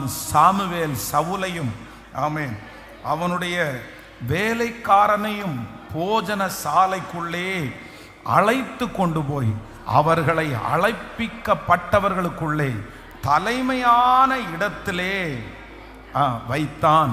அழைக்கப்பட்டவர்கள் ஏறக்குறைய 30 பேராயிருந்தார்கள். அடுத்த வசனத்தை கூட வாசிக்கலாம். பின்பு சாமுவேல், ஆமென், பின்பு சாமுவேல் சமையல்காரனை பார்த்து, நான் உன் கையிலே ஒரு பங்கை கொடுத்து வைத்தேனே, அதை கொண்டு வந்து வை என்றார். வாசிக்கலாம் அடுத்த வசனத்தை. ஆமென். 9ஆம் அதிகாரத்தினுடைய 20வது வசனத்தை கூட வாசிக்கலாமா? 9ஆம் அதிகாரம் 20வது வசனத்தை கூட வாசிக்கலாம். 3 நாளைக்கு முன்னே காணாமற் போன கழுதையை பற்றி கவலைப்பட வேண்டாம், அவைகள் அகப்பட்டது. இதல்லாமல் சகல இஸ்ரவேலின் அபேட்சியையும் யாரை நாடுகிறது? உன்னையும் உன் வீட்டார் அனைவரையும் அல்லவா என்றான். ஹல்லேலூயா. நம்பர் 2, இரண்டாவதாக ஆண்டவருடைய பிள்ளைகளே, நம்பர் 1 மறந்துடாதீங்க. ஆண்டவர் நமக்கு கர்த்தர் ஈடு கொடுக்க போகிறார். கர்த்தர் ஈடு கட்ட போறார். 1, கர்த்தர் யாரோ செய்த தவறுக்காக பாதிக்கப்பட்டிருக்கிற நம்முடைய பாதிப்பை மாற்றுவேன் என்று கர்த்தர் வாக்கு கொடுக்கிறார். ஆமென். ஒதுக்கப்பட்ட தள்ளப்பட்ட பென்யமீன் கோத்திரத்தை கர்த்தர் தெரிந்து கொள்ளுகிற கர்த்தர். நம்பர் 2, இரண்டாவதாக என்ன அப்படின்னு சொன்னா, நான் போகிற பாதை தவறான பாதை அப்படின்னு சொல்ற ஜனங்களுக்கு முன்பாக என்னை சரியான பாதையிலே நடத்துகிற கர்த்தர். இப்போ இந்த இடத்துல என்ன நடக்குது அப்படின்னு சொன்னா, இந்த சவுல் தன்னுடைய வீட்டை விட்டு கிட்டத்தட்ட 3 நாட்களாய், நான் சொன்னது மாதிரி 3 நாளா எதை தேடிட்டு இருக்கிறாருன்னா, கழுதையை தேடிட்டு இருக்கிறாரு. இந்த கழுதையை தேடி நான் சொல்றது மாதிரி 5, இவர் ஃபர்ஸ்ட் எப்ராயிம் மலை, அதற்கு பிறகு சாலீம் நாடு, அதற்கு பிறகு பென்யமீனருடைய நாடு, இப்படி கிட்டத்தட்ட ஒரு 5 மாகாணங்களை தாண்டி என்ன பண்றாரு அப்படின்னா, அவர் டிராவல் பண்ணி வர்றாரு. இப்போ ஒரு கழுதை காணாம போயிடுச்சு, அந்த கழுதையை தேடி வர்றாங்க. அந்த கழுதையை தேடி வர்றவங்க சரி ஏதோ ஒரு அரை நாள் தேடலாம், ஒரு 2 மணி நேரம் தேடலாம், அவ்வளவுதான், முடிஞ்சிட்டு இது கிடைக்கல அப்படின்னு திரும்பி போகலாம். இப்போ கழுதையை தேடி தேடி அந்த கழுதை எவ்வளவு வேகமா நடந்துற போது, குதிரை அப்படின்னு சொன்னா கொஞ்சம் ஓடுன்னு சொல்லலாம், ஆனா கழுதை நடந்து போனா 3 நாட்கள் பிரயாணப்பட்டு 5 மாகாணங்களை தாண்டுகிற அளவிற்கு கழுதை போகிறதுக்கு வாய்ப்பே இல்லை. இப்போ சவுல் என்பவன் இவ்வளவு உயரமான மனுஷன், கூட வேலைக்காரங்களும் இருக்கிறாங்க. இப்போ எல்லாரும் கேள்விப்பட்டா என்ன சொல்லுவாங்கன்னா, உனக்கு ஏதாவது அறிவு இருக்கா? ஒரு கழுதை போயிடுச்சுன்னா எவ்வளவு தூரம் போகும், எவ்வளவு தூரம் அது நடக்கும், என்ன ஏதாவது ஒரு அறிவு இருந்துச்சுன்னா இவ்வளவு தூரம் நடந்து, அதுவும் 3 நாள் கழுதையை தேடிட்டு இத்தனை பகுதிகளை தாண்டி நீ போவியா? எப்படி நீ போவ? இது உனக்கு தவறான பாதைன்னு தெரியலையா? இது ஒரு தவறான பாதை. அப்போ நான் நம்புறேன், சவுலையும் அவருடைய வேலைக்காரர்களையும் யார் பார்த்தாலுமே என்ன சொல்லுவாங்க அப்படின்னா, நீ தப்பான டைரக்ஷன்ல, சொல்லுங்க, நீ தப்பான டைரக்ஷன்ல போயிட்டு இருக்கிற, நீ சரியான இடத்திற்கு போகல, நீ எப்படி இவ்வளவு கான்பிடண்டா போற, எவ்வளவு இப்படி நம்பிக்கையா போற. ஆனா மனுஷனுடைய பார்வைக்கு சவுலுடைய பிரயாணம் தவறான பிரயாணம், சவுல் கடந்து போகிற பாதை தப்பான பாதை. ஆனா ஆண்டவருடைய பார்வை, மேல பரலோகத்தினுடைய பார்வைக்கு சவுல் எங்க போறார் அப்படின்னா, சரியான பாதையில டிராவல் பண்ணி ஸ்ட்ரெயிட்டா எங்க போறாருன்னா, சாமுவேலுடைய வீட்டிற்கு முன்பா போய் அந்த பிரயாணம் அவனை நிற்க வைக்கிறது. ஹல்லேலூயா. இன்றைக்கு இந்த சத்தத்தை கேட்கிற ஆண்டவருடைய பிள்ளைகளே, இரண்டாவதாக ஆண்டவர் வாக்கு கொடுக்கிறார், உங்களையும் என்னையும் சரியான பாதையிலே நடத்துகிற தேவன் நம்மோடு கூட இருக்கிறார். யாரோ ஒருத்தர் நீங்க நினைக்கலாம், நான் போற பாதை எனக்கு புரியல, நான் போற பாதை எனக்கு தெரியல, எல்லாரும் சொல்றாங்க நீ ஒரு தப்பான டைரக்ஷன்ல போற, தப்பான ஒரு பாதையில போற, ஏன்னா என்னால ஒண்ணுமே செய்ய முடியல, இந்த பாதையில எனக்கே ரொம்ப விரக்தியா இருக்குது, எனக்கே வித்தியாசமானதா இருக்குது, நான் நினைச்சது எதுவுமே நடக்கல, நான் ரொம்ப தூரம் வந்துட்டனோ, நான் தெரியாம இந்த இடத்துல வந்துட்டனோ, நான் தெரியாம இப்படி டிராவல் பண்ணிட்டு இருக்கிறேனோ. ஆனால் கர்த்தர் வாக்கு கொடுக்கிறார், இந்த வனாந்தரம் ஆண்டவர் உங்களுக்கு அனுமதித்ததுதான், இந்த சூழ்நிலையை கர்த்தர் உங்களுக்கு அனுமதித்ததுதான். இந்த பாதையிலே மகளே நீங்கள் குழம்ப வேண்டாம், குழம்பி தவிக்க வேண்டாம். கர்த்தர் வாக்கு கொடுக்கிறார், நான் உன்னை நடத்துகிறேன். இந்த பாதையில கர்த்தர் தான் உங்களை நடத்துறாரு. இந்த கடினமான பாதையை தாண்டக்கூடிய பலன் ஆண்டவர் உங்களுக்கு தருவார். இந்த வனாந்தரத்தை கடக்கக்கூடிய பலனை கர்த்தர் தருவார். நீங்கள் சீக்கிரமாய் பார்ப்பீர்கள், சரியான ஒரு இடத்துல கர்த்தர் உங்களை கொண்டு வந்து நிறுத்தி இருக்கிறார். நீங்க இந்த பாதையெல்லாம் கடந்து சரியான ஒரு இடத்திற்கு போய் சேர போகிறீர்கள். நீங்க அந்த இடத்துல போனதுக்கு பிறகுதான் தெரியும், ஆண்டவர் என்னை நேர்த்தியாய் நடத்தி இருக்கிறார். ஹல்லேலூயா. இந்த சோதனை நன்மைக்காகவே, இந்த தேடுதல் நன்மைக்காகவே, காணாமல் போன கழுதை இன்னும் அகப்படாமல் இருப்பது நன்மைக்காகவே, இத்தனை நாள் தேடியும் கண்டுபிடிக்க முடியாத அந்த கழுதை நன்மைக்காகவே, இத்தனை நாட்களும் பிரயாணத்தை நிறுத்தாமல் இவ்வளவு தூரம் வந்தது நன்மைக்காகவே. யார் நடத்துறார்னா, கர்த்தர் ஒருவரே நடத்துகிறார். கர்த்தர் ஒருவரே நடத்துகிறார். வெறும் லகுவான பாதையிலே நடத்துகிறவர் அல்ல, நேர்த்தியான பாதையிலே நடத்துகிறவர். சுற்றி இருக்கிற நிறைய சொந்தக்காரங்க உங்களை பார்த்து சொல்லலாம், நீ இந்த படி இந்த இந்த இது படிச்சதுக்கு இது படிச்சிருக்கலாம் இல்ல, நீ இங்க வேலைக்கு போனது இங்க வேலைக்கு போயிருக்கலாம் இல்ல, நீ இப்படி போயிருக்கலாம் இல்ல, நீ அந்த மாதிரி டிசைட் பண்ணி இருக்கலாம் இல்ல. நிறைய பேர் உங்களை சுற்றி இருக்கிறவங்க எல்லாம் கொடுக்கிற ஐடியாவை பார்க்கும்போது, அந்த ஐடியா ஏன் சொல்றாங்கன்னா, நீ தப்பா சூஸ் பண்ணிட்டப்பா, நீ தப்பா டிராவல் பண்ணிட்டு இருக்கப்பா, நீ தப்பா படிச்சுட்டு இருக்கப்பா, நீ தப்பா டிசைட் பண்ணிட்டப்பா, உன் பாதை இது சரியானது இல்லை அப்படின்னு நிறைய பேர் உங்களை பார்த்து சொல்லலாம். ஆனா நீங்க சொல்லலாம், நான் ஜெபம் பண்ணி தானே ஆண்டவரே செஞ்சேன், நான் ஜெபம் பண்ணி தானே ஆண்டவரே ஸ்டார்ட் பண்ணேன், ஆனா எனக்கு ஒண்ணுமே புரியல, இப்போ ஏன் இது நடக்கலன்னு எனக்கு தெரியல. ஆனா கர்த்தர் வாக்கு கொடுக்கிறார், இல்லை இது ஒரு சோதனையின் காலம், இது ஒரு சோதனையின் காலம். கர்த்தர் இந்த வனாந்தர பாதையிலே கர்த்தர் நடத்துகிறதற்கு ஒரு பெரிய நோக்கத்தை கர்த்தர் வைத்திருக்கிறார். நிச்சயமாகவே முடிவு உண்டு. உன் நம்பிக்கை வீண் போகாது. ஹல்லேலூயா. கர்த்தருடைய வருகை தாமதித்தால் வருகிற ஆண்டு ஒரு சரியான இடத்துல கர்த்தர் உங்களை கொண்டு வந்து நிறுத்துவார். உங்களுக்காக அங்கே முன்னங்கால் தொடை ஆயத்தப்படுத்தப்பட்டிருக்கும். உங்களுக்கு நீ அறியாததும் உங்களுக்கு எட்டாததும் அந்த இடத்திலே உங்களுக்காக வைக்கப்பட்டிருக்கும். இது தீர்க்க தரிசனமான வார்த்தை. நீங்க சந்தோஷப்படுவீங்க, ஏசப்பா இதுக்காக தான் என்ன கொண்டு வந்தீங்களா, இதுக்காக தான் இந்த பாதையில என்ன நடத்துனீங்களா, இதுக்காக தான் என்ன காத்திருக்க பண்ணுனீங்களா. எஸ், கர்த்தராகிய ஆண்டவர் உங்க வலதுகையை பிடிச்சு, நான் உனக்கு துணை நிற்கிறேன், நான் உன்னோடு கூட நடந்து வருவேன். ஹல்லேலூயா, ஹல்லேலூயா. நான் போகும் வழியை அவர் அறிந்திருக்கிறார். நீங்கள் போகும் வழியை அவர் அறிந்திருக்கிறார். யாரோ ஒருத்தரிடத்துல ஆண்டவர் ஸ்ட்ரைட்டா பேசிட்டே இருக்கிறாரு, சோர்ந்து போகாத மகளே, இந்த பாதையை ஆண்டவர் தான் உங்களுக்கு அனுமதிச்சிருக்கிறாரு. ஆண்டவரே, வனாந்தரமா இருக்குதே, வனாந்தரமா இருக்குதே, எல்லாரும் முட்டாள் முட்டாள்னு திட்டுறாங்களே, எல்லாரும் உனக்கு கொஞ்சம் கூட அறிவில்லையான்னு கேட்கிறாங்களே, இதை ஏன் அனுமதிச்சீங்க? கர்த்தர் சொல்லுகிறார், முடிவிலே நன்மையை காண்பீர்கள். இந்த காரியத்தினுடைய முடிவிலே ஒரு நன்மையை காண்பீர்கள்.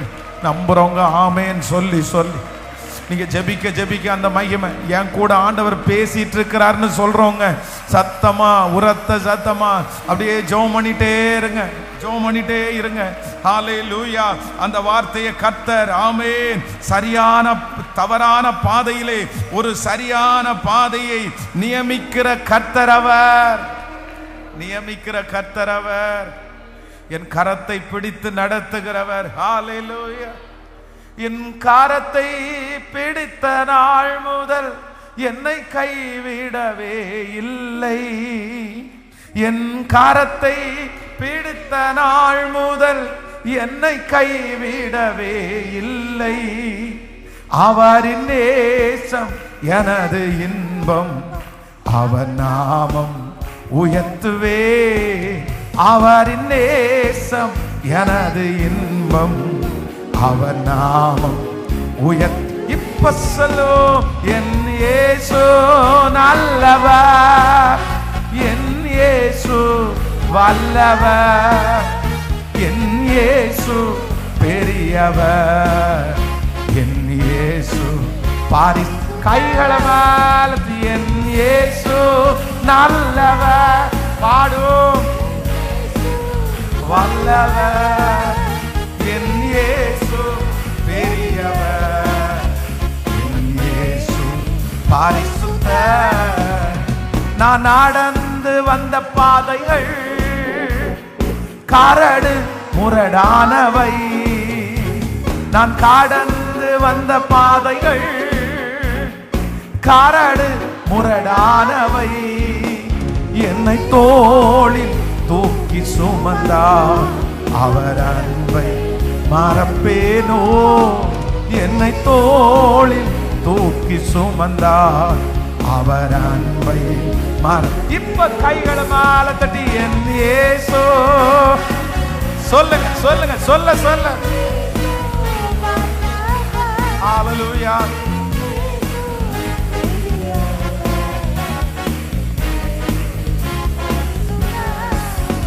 என் போக்கிலும் வரத்திலும் என் இயேசுவே பாதுகாப்பு. என் போக்கிலும் எந்த வாரத்திலும் என் இயேசுவே பாதுகாப்பு. என் கால்கள் சறுக்கும் நேரம் அவர் கிருபை தாங்கிடுதே. என் கால்கள் சறுக்கும் நேரம் அவர் கிருபை தான். இப்ப கைகளை மேல தட்டி என் இயேசு நல்லவர் பாடும் வல்லவர், என் இயேசு பெரியவர், என் இயேசு பரிசுத்தர், என் இயேசு நல்லவர், என் இயேசு வல்லவர், என் இயேசு பெரியவர், என் இயேசு பரிசுத்தர். ஹல்லேலூயா. தேவரீர், நாங்கள் சிறுமைப்பட்ட நாட்களுக்கும் நாங்கள் துன்பத்தை கண்ட வருஷங்களுக்கும் சரியாய் எங்களை மகிழ்ச்சியாக்கும். ஆமென். ஆண்டவருடைய வருகை தாமதிச்சுன்னா வருகிற ஆண்டு இந்த வருஷம் நீங்க பட்ட எல்லா கஷ்டத்திற்கும், இதுக்கு முன்னாடி நீங்க பட்ட எல்லா கஷ்டத்துக்கும் வருகிற ஆண்டு ஆண்டவர் உங்களை சரியாய் மகிழ்ச்சியாக்க போறார். இதுக்கு முன்னாடி நீங்க இத்தனை வருஷமாய் பார்த்த எல்லாத்துக்கும் சேர்த்து ஆண்டவர் வருகிற வருஷம் உங்களை கர்த்தர் சந்தோஷப்படுத்த போறாரு, உங்களை கர்த்தர் மகிழ்ச்சியாக்க போறாரு. இந்த வருஷத்துல பட்ட நஷ்டம் வருகிற வருஷத்துல உங்களுக்கு லாபமாய் மாற போகிறது. இந்த வருஷத்துல உங்களுக்கு இல்லாத ஒரு செழிப்பை வருகிற வருஷம் ஆண்டவர் உங்களுக்கு கட்டளையிட போறாரு. இது உண்மை, இது கர்த்தருடைய வார்த்தை, அப்படியே நடக்கும். ஆமென். தேவரீர், நாங்கள் எங்களை சிறுமைப்படுத்தின நாட்களுக்கும் நாங்கள் துன்பத்தை கண்ட வருஷங்களுக்கும் சரியா எங்களை மகிழ்ச்சியாக்கும். ஹல்லேலூயா. 30 வயசு வரைக்கும் யோசேப்பினுடைய கால்கள் விலங்கு போட்டு ஒடுக்கினார்கள். ஆனா 30வது வயசுல கர்த்தர் பார்வோனுக்கு முன்னாடி கொண்டு வந்து நிறுத்தி அவனுக்கு ரிவார்டு கர்த்தர் கொடுக்க ஆரம்பிச்சிட்டாரு. இதுவரையிலையும் அந்த குடும்பத்தில் அத்தனை சகோதரர்கள் இருந்தாலும் யோசேப்பு தான் ரொம்ப பாடுபட்டான், யோசேப்பு தான் ரொம்ப அவமானப்படுத்தப்பட்டான், யோசேப்பு தான் குழியில போட்டாங்க, யோசேப்பு தான் சிறைச்சாலைக்கு போனான். அந்த குடும்பத்திலே அதிகமாய் ஆசீர்வதிக்கப்பட்டதும் யோசேப்பு தான். காரணம், நீ துன்பத்தை கண்ட நாட்களுக்கு சரியா மகள். பிரதர், ஆண்டவர் ஃபர்ஸ்ட் நமக்கு துன்பத்தை தான் அனுபவிப்பார். சில நேரத்தில் ஃபர்ஸ்ட் ஆரம்பத்தில் உங்களுக்கு கஷ்டமாக தான் இருக்கும், ஆரம்பத்தில் உங்களுக்கு அவமானம் இருக்கும், ஆரம்பத்தில் உங்களை யாரும் மதிக்க மாட்டாங்க. ஆனால் நீங்கள் சகிச்சிருங்க, நீங்கள் தாங்கி இருங்க. நீங்கள் இன்னைக்கு படுற எல்லா பாடும் இது வீணா மட்டும் போகவே போகாது. ஹல்லேலூயா. கர்த்தர் தான் அந்த சிச்சுவேஷனில் உங்களை கொண்டு போறாரு, கர்த்தர் தான் அந்த சூழ்நிலை உங்களை கொண்டு போறாரு. ஆனா துன்பத்தை கண்ட நாட்களுக்கு சரியாய் மகிழ்ச்சி ஆக்குறவர். அப்படியே 10 டைம் சொல்லிட்டே எந்திரிக்கலாமா? இந்த வாக்குத்தத்தத்தை சொல்லிட்டே எல்லாரும், தேவரீர் எங்களை சிறுமைப்படுத்தின நாட்களுக்கும் நாங்கள் துன்பத்தை கண்ட வருஷங்களுக்கும் சரியாய் எங்களை மகிழ்ச்சி ஆக்குகிறவர், சரியா எங்களை மகிழ்ச்சி ஆக்குறவர். உங்களை நேசிக்காத கணவனார், உங்களை வெறுக்கிற கணவனார் ஒரு நாள் உங்கள் மாறி பாசமா இருக்கிறது ஆரம்பமாக போகிறது. ஆமென். உங்களை வெறுக்கிற பிள்ளைகள் மத்தியில கர்த்தர் ஒரு மாற்றத்தை கொடுத்து நீ துன்பத்தை கண்ட நாட்களுக்கு சரியாய் உன்னை மகிழ்ச்சி ஆக்குவேன். என் குடும்பத்தில் என்னைக்கு இந்த சந்தோஷம் ஆரம்பமாகும், என்னைக்கு நான் சுகமா வாழ்வேன், நான் என்னைக்கு நான் அப்படியே வெற்றியாய் கடந்து போவேன். கர்த்தர் வாக்கு கொடுக்கிறார், இல்லை நான் சரியாய் செய்கிற கர்த்தர், அதற்கு சரியாய் மகிழ்ச்சி ஆக்குற கர்த்தர். இன்னைக்கு உள்ள வலிகளை எல்லாம் எழுதி வைங்க, இன்னைக்கு நீங்க அனுபவிக்கிற பாடுகளை எல்லாம் எழுதி வைங்க, இன்னைக்கு நீங்க அனுபவிக்கிற நிந்தைகளை எல்லாம் எழுதி வைங்க. ஒரு நாள் சீக்கிரமாய் இந்த நிந்தை உங்களுக்கு சாட்சிகளாய் மாறும், இந்த அவமானம் உங்களுக்கு சாட்சிகளாய் மாறும். கர்த்தர் வாக்கு கொடுக்கிறார், நீ துன்பத்தை கண்ட நாட்களுக்கு சரியாய் உன்னை மகிழ்ச்சி ஆக்குவேன். சின்ன வயசிலிருந்தே நான் மட்டும்தான் பாஸ்டர் ரொம்ப பாடு மேல பாடுபட்டுட்டே இருக்கிறேன். சிறு வயதிலிருந்தே நான் நல்லாவே இல்லை, நான் பாடுபட்டுட்டே இருக்கிறேன். குட்டியில அப்படிதான், பிள்ளை பிறக்கும் போதே நான் பாட அனுபவிச்சவன். இன்னைக்கு வரைக்கும் என் வாழ்க்கையில பெரிய சந்தோஷத்தை நான் பார்க்கவே இல்லை. நான் இன்னைக்கு வரைக்கும் பாடு மேல பாட அனுபவிச்சு தான் இருக்கிறேன். ஆனா நான் ஒரு நாளாவது சந்தோஷப்பட மாட்டேனா? ஆண்டவர் என்னை மறுபடியும் என்னை எடுக்க மாட்டாரா? என்னை நினைக்க மாட்டாரா? நான் நிம்மதியா ஒரு நாள் படுத்து தூங்க மாட்டேனா? சுகத்தோட இருக்க மாட்டேனா? அப்படின்னு யாரோ ஒருத்தர் இந்த சத்தத்தை கேட்டு கொண்டிருக்கலாம். நான் உங்களுக்காக நான் ஜெபம் பண்ண போறேன். ஆண்டவர் நீங்க பட்ட பாடுகளுக்கு ஆமென் சரியாய் கர்த்தர் உங்களை மகிழ்ச்சி ஆக்க போறார். ஆமென்.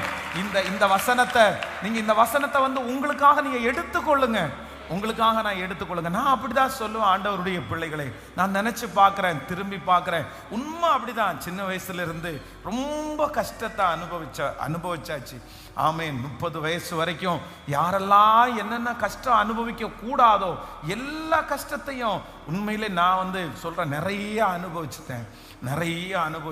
எல்லாமே எல்லா பாடுகளையும் கடந்து வந்துட்டேன், எல்லா அவமானத்தையும் கடந்து வந்துட்டேன். ஆனா இப்போ கர்த்தர் சமூகத்தில் நிற்கும்போது சொல்றேன், கர்த்தர் ரொம்ப நல்லவன், ரொம்ப நல்லவன். நான் பட்ட அவமானம் ஒன்றும் வீணாய் போகவில்லை, நான் பட்ட பாடுகள் ஒன்றும் வீணாய் போகல. ஹல்லேலூயா. ஆமென். மாதம் நம்முடைய சர்ச்சில் இந்த கிட்டத்தட்ட ஒரு 1.5 இயர்ஸ் 2 வருஷத்துக்குள்ள ஆக போகுது. நம்ம ஒவ்வொரு மாதமும் சாப்பாடு இங்கே, அது ஒரு பெரிய டாஸ்க்கு, சாதாரணமானது அல்ல. ஒரு 2000 பேருக்கு 2500 பேருக்கு ஃபுட்டு சாப்பாடு கொடுக்கறது சாதாரணமானதெல்லாம் கிடையாது. அது ரொம்ப ஒரு பெரிய கல்யாணத்தை நடத்துறது மாதிரி.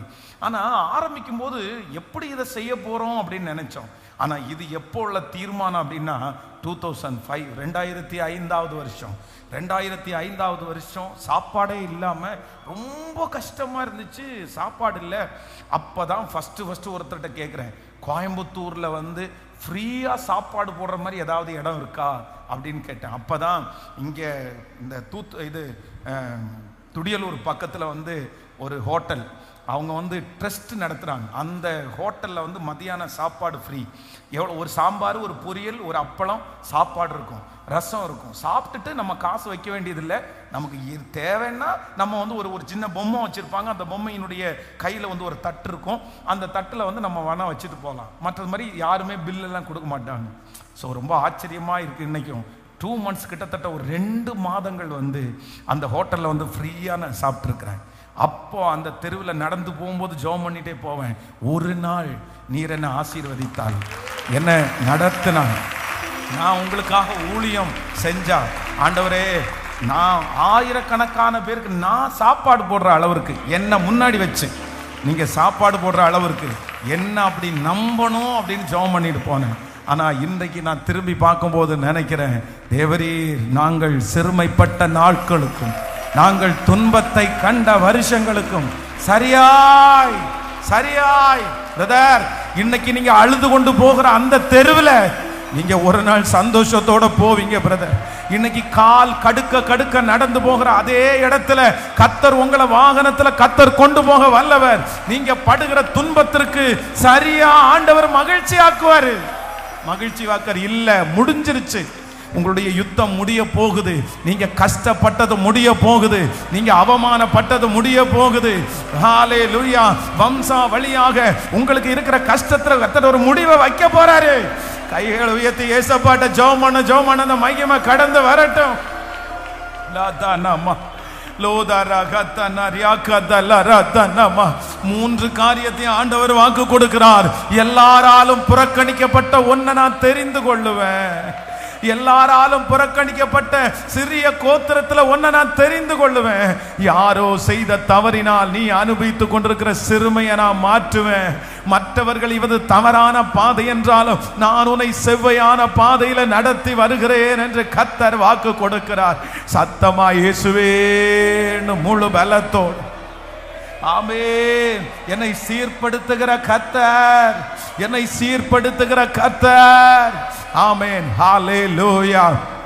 தேவரீர் நாங்கள் சிறுமைப்பட்ட நாட்களும் நாங்கள் துன்பத்தை அனுபவித்த நாட்களுக்கும் பதிலாய் எங்களை மகிழ்ச்சி ஆக்கும், மகிழ்ச்சி ஆக்கும். இது சத்தம் எல்லாருக்கும் தான். இந்த ஆன்லைன்ல இந்த சத்தத்தை லைவ்ல கேட்டுட்டு இருக்கிற பிள்ளைய ஏதோ ஒரு இடத்துல இருந்துட்டீங்க, அழுது கொண்டே இருக்கலாம். பாஸ்டர், இந்த வார்த்தை எனக்கான வார்த்தை தான் பாஸ்டர். இன்னைக்கு நான் ரொம்ப மோசமான ஒரு சூழ்நிலையில நடந்து போறேன். இன்னைக்கு வித்தியாசமான ஒரு பாதையில நான் நடந்து போறேன். இது மாறுமா மாறாதா, சரியாவைனா இல்லையா, எனக்கு ஒண்ணுமே தெரியலையே. கர்த்தர் சொல்றாரு, இல்ல, நீ அனுபவிக்கிற இந்த பாடுகள் மாறும், நீ அனுபவிக்கிற இந்த அவமானம் மாறும். நீ சிறுமையை துன்பத்தை கண்ட வருஷங்களுக்கு சரியாய் உன்னை நான் மகிழ்ச்சி ஆக்குவேன். இதுவரைக்கும் பிறந்ததிலிருந்து வெறும் துன்பத்தை மட்டும்தானே பாக்குறீங்க, அவமானத்தை மட்டும்தானே பாக்குறீங்க. கர்த்தர் சொல்றாரு, மகிழ்ச்சியையும் பார்க்காம உன்னை இந்த இடத்திலிருந்து எடுத்துக்கொள்ளப்படுவது இல்லை. ஹalleluya, ஹalleluya. நன்றி அப்பா, நன்றி நன்றி நன்றி. கொஞ்ச காலம் கண்ட பாடுகள் எல்லாமே பனி போல உன்னன் முன்னே உலகி போகும். கொஞ்ச காலம் கண்ட பாடுகள் எல்லாமே பனி போல உன்னன் முன்னே உருகி போகும்.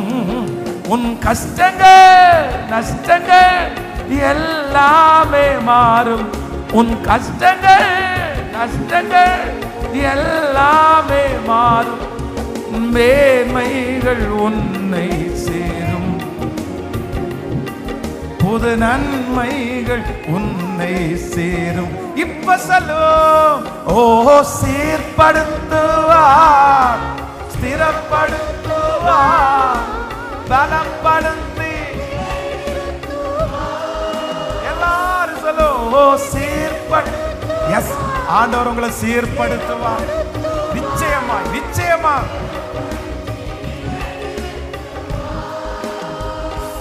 உன்னை பலப்படுத்தி நிலை நிறுத்துவார், உன்னை பலப்படுத்தி நிலை நிறுத்துவார்.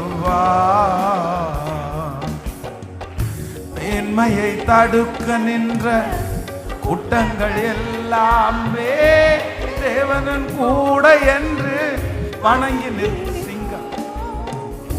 மேன்மையை தடுக்க நின்ற கூட்டங்கள் எல்லாமே தேவனின் கூட என்று வணங்கி நிற்கும். உன்னை பகைத்தவர் தந்திட்ட காயங்கள் மாறும்.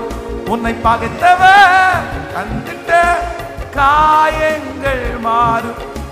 மேன்மை உன் கையில் சேரும். உன் மேன்மை உன் கையில் சேரும். இப்ப கைய மேல தடி. ஓ சீர்படு. எஸ், இந்த வார்த்தையை சொல்ல சொல்ல சொல்ல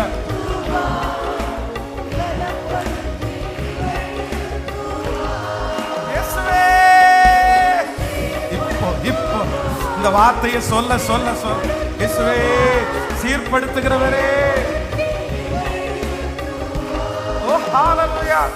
என்னை பலப்படுத்தி நிலை நிறுத்துவார். என்னை பலப்படுத்தி நிலை நிறுத்துவார். இல்லாமல் செய்வேன் என்று சொன்னோர் முன் இடம் கொள்ளாமற் பெருகச் செய்யும் தேவன். உன்னை இல்லாமல் செய்வேன் என்று சொன்னோர் முன் இடம் கொள்ளாமற் பெருகச் செய்யும் தேவன். நேராகும் வாய்ப்பில்லா என் வாழ்வை சீராக மாற்றிட வருவாரே. நேரா ஆமா ஆமா பிரதர், கண்டிப்பா நடக்கும். சீராக மாற்றி வருவாரே. ஓ சீர்படுத்துவார், ஸ்திரப்படுத்துவார், பலப்படுத்தி நிலை நிறுத்துவார். ஜெபிக்கிறவங்க ஜெபி, பாடுறவங்க பாடு, கெஞ்சுறவங்க கெஞ்சு. ஆண்டவர் இயேசுவே நடக்கட்டும். என்னை பலப்படுத்தி நிலை நிறுத்துவார். என்னை பலப்படுத்தி ஒரு விசக்கூட எல்லாரும் கொஞ்ச காலம் கண்ட பாடுகள் எல்லாமே பனி போல உந்தன் முன்னே உருகி போகும். கொஞ்ச காலம் கண்ட பாடுகள் எல்லாமே பனி போல உந்தன் முன்னே உருகி போ. விசுவாசத்தோடு என் கஷ்டங்கள் நஷ்டங்கள் எல்லாமே மாறும். என் கஷ்டங்கள் நஷ்டங்கள் எல்லாமே மாறும். புது நன்மைகள் என்னை சேரும். புது நன்மைகள் என்னை இப்போ சேர்ந்து ஓ சீர்படுத்துவா, ஸ்திரப்படுத்துவா.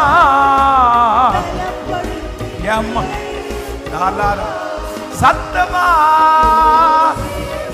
எஸ் ஆமென். கரங்களை மேல தட்டி எல்லாருடைய கரங்களை மேல உயர்த்தி ஆமென். திரும்ப திரும்ப இந்த வார்த்தையை சொல்லிக்கொண்டே ஓ சீர். எஸ் அப்பா, இப்ப அஸ்திவாரங்களை சீர்படுத்துங்கப்பா. இந்த வீட்டை சீர்படுத்துங்கப்பா. இந்த குடும்பத்தை சீர்படுத்துங்கப்பா.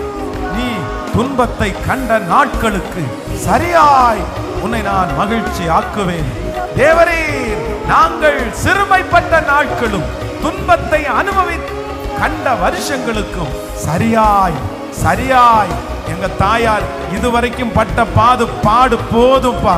எங்க தகப்பனார் இதுவரைக்கும் பட்ட பாடு போதும்பா.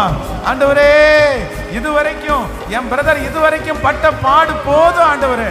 இப்போல இருந்து இந்த 100 நாள் ஜெபத்திற்கு பிற்பாடுல இருந்து கர்த்தாவே, நீ மகிழ்ச்சி ஆக்குற காலம் ஆரம்பிக்கப்படட்டும். ஆரம்பிக்கப்படட்டும். இனி இனி இந்த 40 வருஷம் வரைக்கும் பட்டது போதும் ஆண்டவரே, இந்த 35 வருஷம் வரைக்கும் பட்டது போதும் ஆண்டவரே. இப்பலிருந்து இது வரைக்கும் பட்ட பாடுகளுக்கு சரியாய் நீர் என் பிள்ளைய இனி அந்த சரீரத்தில் இருக்கிற அந்த பலவீனம் வேண்டாம், இனி அந்த அவமானம் வேண்டாம், இனி அந்த நஷ்டம் வேண்டாம். இப்போலிருந்து இது வரைக்கும் பட்ட பாடுகளுக்கு இன்றைக்கு ஒரு முற்றுப்புள்ளியை வச்சிருங்க ஆண்டவரே. இன்னையிலிருந்து இந்த பிரசங்கத்தை கேட்டுக்கொண்டிருக்கிற இந்த நிமிஷத்திலிருந்து இதோ நீ துன்பத்தை கண்ட நாட்களுக்கு சரியா நான் உன்னை மகிழ்ச்சி ஆக்க ஆரம்பிச்சிட்டேன். தொடரட்டும். லம் தமா நஹரபௌ தியாகரமா அந்த அக்கினி ஒவ்வொருவர் மேலும் ஆமென். ஜெபிக்கிறவங்க ஜெபிக்க, ஏசப்பான்னு கூப்பிடுறவங்க ஏசப்பான்னு கூப்பிடுங்க. ஸ்திரப்படுவார். பாட்டு பாடுறவங்க அப்படியே பாடிட்டு எஸ் இன்னையிலிருந்து கர்த்தர் இந்த வார்த்தையை நிலைப்படுத்த ஆரம்பிக்கிறார். லித்தனமோ ரஹதலரமா லிதரபௌ ஷேஹதரலமா. இயேசுவே இந்த 66வது நாளில் உங்க வல்லமையுள்ள கரம், உம்முடைய மகிமையுள்ள கரம் இறங்கட்டும்பா. அற்புதம் நடக்கட்டும். சாட்சிகள் எழும்பட்டும். இன்றைக்கு இந்த அற்புதம் நடப்புகிறதற்காய்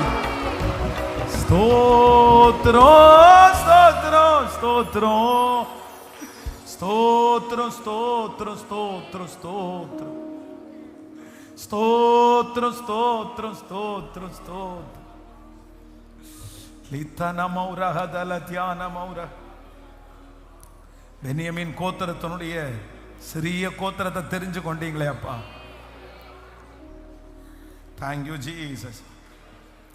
நான் தவறான பாதையில நடக்கிறேனோ அப்படின்னு நினைச்ச அந்த பிள்ளைய இல்ல, நீ சரியான பாதையில தான் நீ நடந்து வந்திருக்கிற. நீ இந்த மாதிரி வழி மாறி எல்லாம் போகல, நீ தெரியாம எல்லாம் இத்தனை நாள் நடக்கல. ஒரு திட்டத்தை ஆண்டவர் வச்சு அந்த திட்டத்துக்கு நேரா உன்னை நடத்தி கூட்டிட்டு வந்திருக்கிறாரு. நீ போயிட்டு இருக்கிற பாதை தப்பான பாதை இல்ல, இது உனக்கு நியமிச்ச பாதை தான், உனக்கு முன்குறிச்ச பாதை தான். ஆனா இந்த பாதை நேரா ஸ்ட்ரைட்டா உனக்காக ஆயத்தம் பண்ணி வட்டிருக்கிற அந்த ராஜ அபிஷேகத்திற்கு நேரா உன்னை கொண்டு போய் விடும்னு இன்றைக்கு பேசின வார்த்தைய என் பிள்ளைங்க கரங்களை தட்டி கொண்டு இருக்கும் போதே அவங்க ஒவ்வொருத்தருடைய தலையின் மேலும் இந்த சத்தத்தை கேட்கிற ஒவ்வொருத்தர் மேலும் ஆமென் என்றும் அப்படியே நீங்க வைக்கிறதற்காக உமக்கு ஸ்தோத்திரம். தகப்பனே, இன்றைக்கு கொடுத்த இந்த வாக்கு தத்தத்தை எங்க ஒவ்வொருத்தர் மேலே அப்படியே நிறைவேற்றுங்க. தேவரீர் எங்களை சிறுமைப்படுத்தின நாட்களும் நாங்கள் துன்பத்தை கண்ட வருஷங்களுக்கும் சரியாய் எங்களை மகிழ்ச்சியாக்கும்.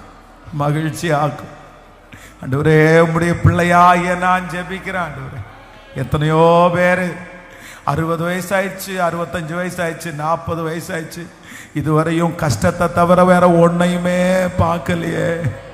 இதுவரையிலும் குறைவை தவிர வேற ஒன்னையுமே நான் பார்க்கலையே. இதுவரைக்கும் அழுகையை தவிர வேற ஒன்னையுமே நான் பார்க்கலையே அப்படின்னு நிறைய பிள்ளைகள் இந்த சத்தத்தை கேட்டுட்டு இருக்கிறது உமக்கு தெரியும் ஆண்டவரே. ஆனா நீங்க கொடுத்த வார்த்தையின்படி இப்ப நாங்க விசுவாசிக்கிறோம். இல்ல, அந்த துன்பத்தை கண்டதுக்கு ஒரு முற்றுப்புள்ளிய வச்சு இப்பையிலிருந்து மகிழ்ச்சி ஆக்குறதற்கு, இன்றையிலிருந்து நீர் மகிழ்ச்சி ஆக்குறதற்கு ஆரம்பிக்கிறதற்காக உமக்கு ஸ்தோத்திரப்பா. இந்த 100 நாட்கள்ல உங்க பலனங்களை தாங்கட்டும் ஆண்டவரே. இந்த ஆலயத்திற்காக உதவி செய்கிற பிள்ளைகளை ஆசீர்வதிங்கப்பா. இதற்காக கொடுக்க வேண்டிய தொகைகள் எல்லாம் கொடுத்து முடிக்கிறதற்கு ஆண்டவர் எங்களுக்கு ஒரு உதவியை அனுப்புங்கப்பா. நன்றி ஆண்டவரே, உம்முடைய பிள்ளைகளை மனதார ஆசீர்வதிக்கிறேன். உங்க கிருபை தாங்கட்டும். இயேசுவின் மூலம் ஜெபம் எடுக்கிறோம் நல்ல பிதாவே. என் ஆத்துமாவே கர்த்தரை ஸ்தோத்திரி, என் முழுவதுமே அவர் பரிசுத்த நாமத்தை ஸ்தோத்திரி. என் ஆத்துமாவே கர்த்தரை ஸ்தோத்திரி. கர்த்தர் செய்த சகல உபகாரங்களையும் மறவாதே. நம்முடைய ஆண்டவராகிய இயேசு கிறிஸ்துவின் கிருபை, பிதாவாகிய தேவனுடைய அன்பு, பரிசுத்த ஆவியானுடைய அந்யோன்ய ஐக்கியம் நம்மரோடும் இன்றும் என்றும் சதா காலம் கூட இருப்பதாக. ஹல்லேலூயா, ஹல்லேலூயா.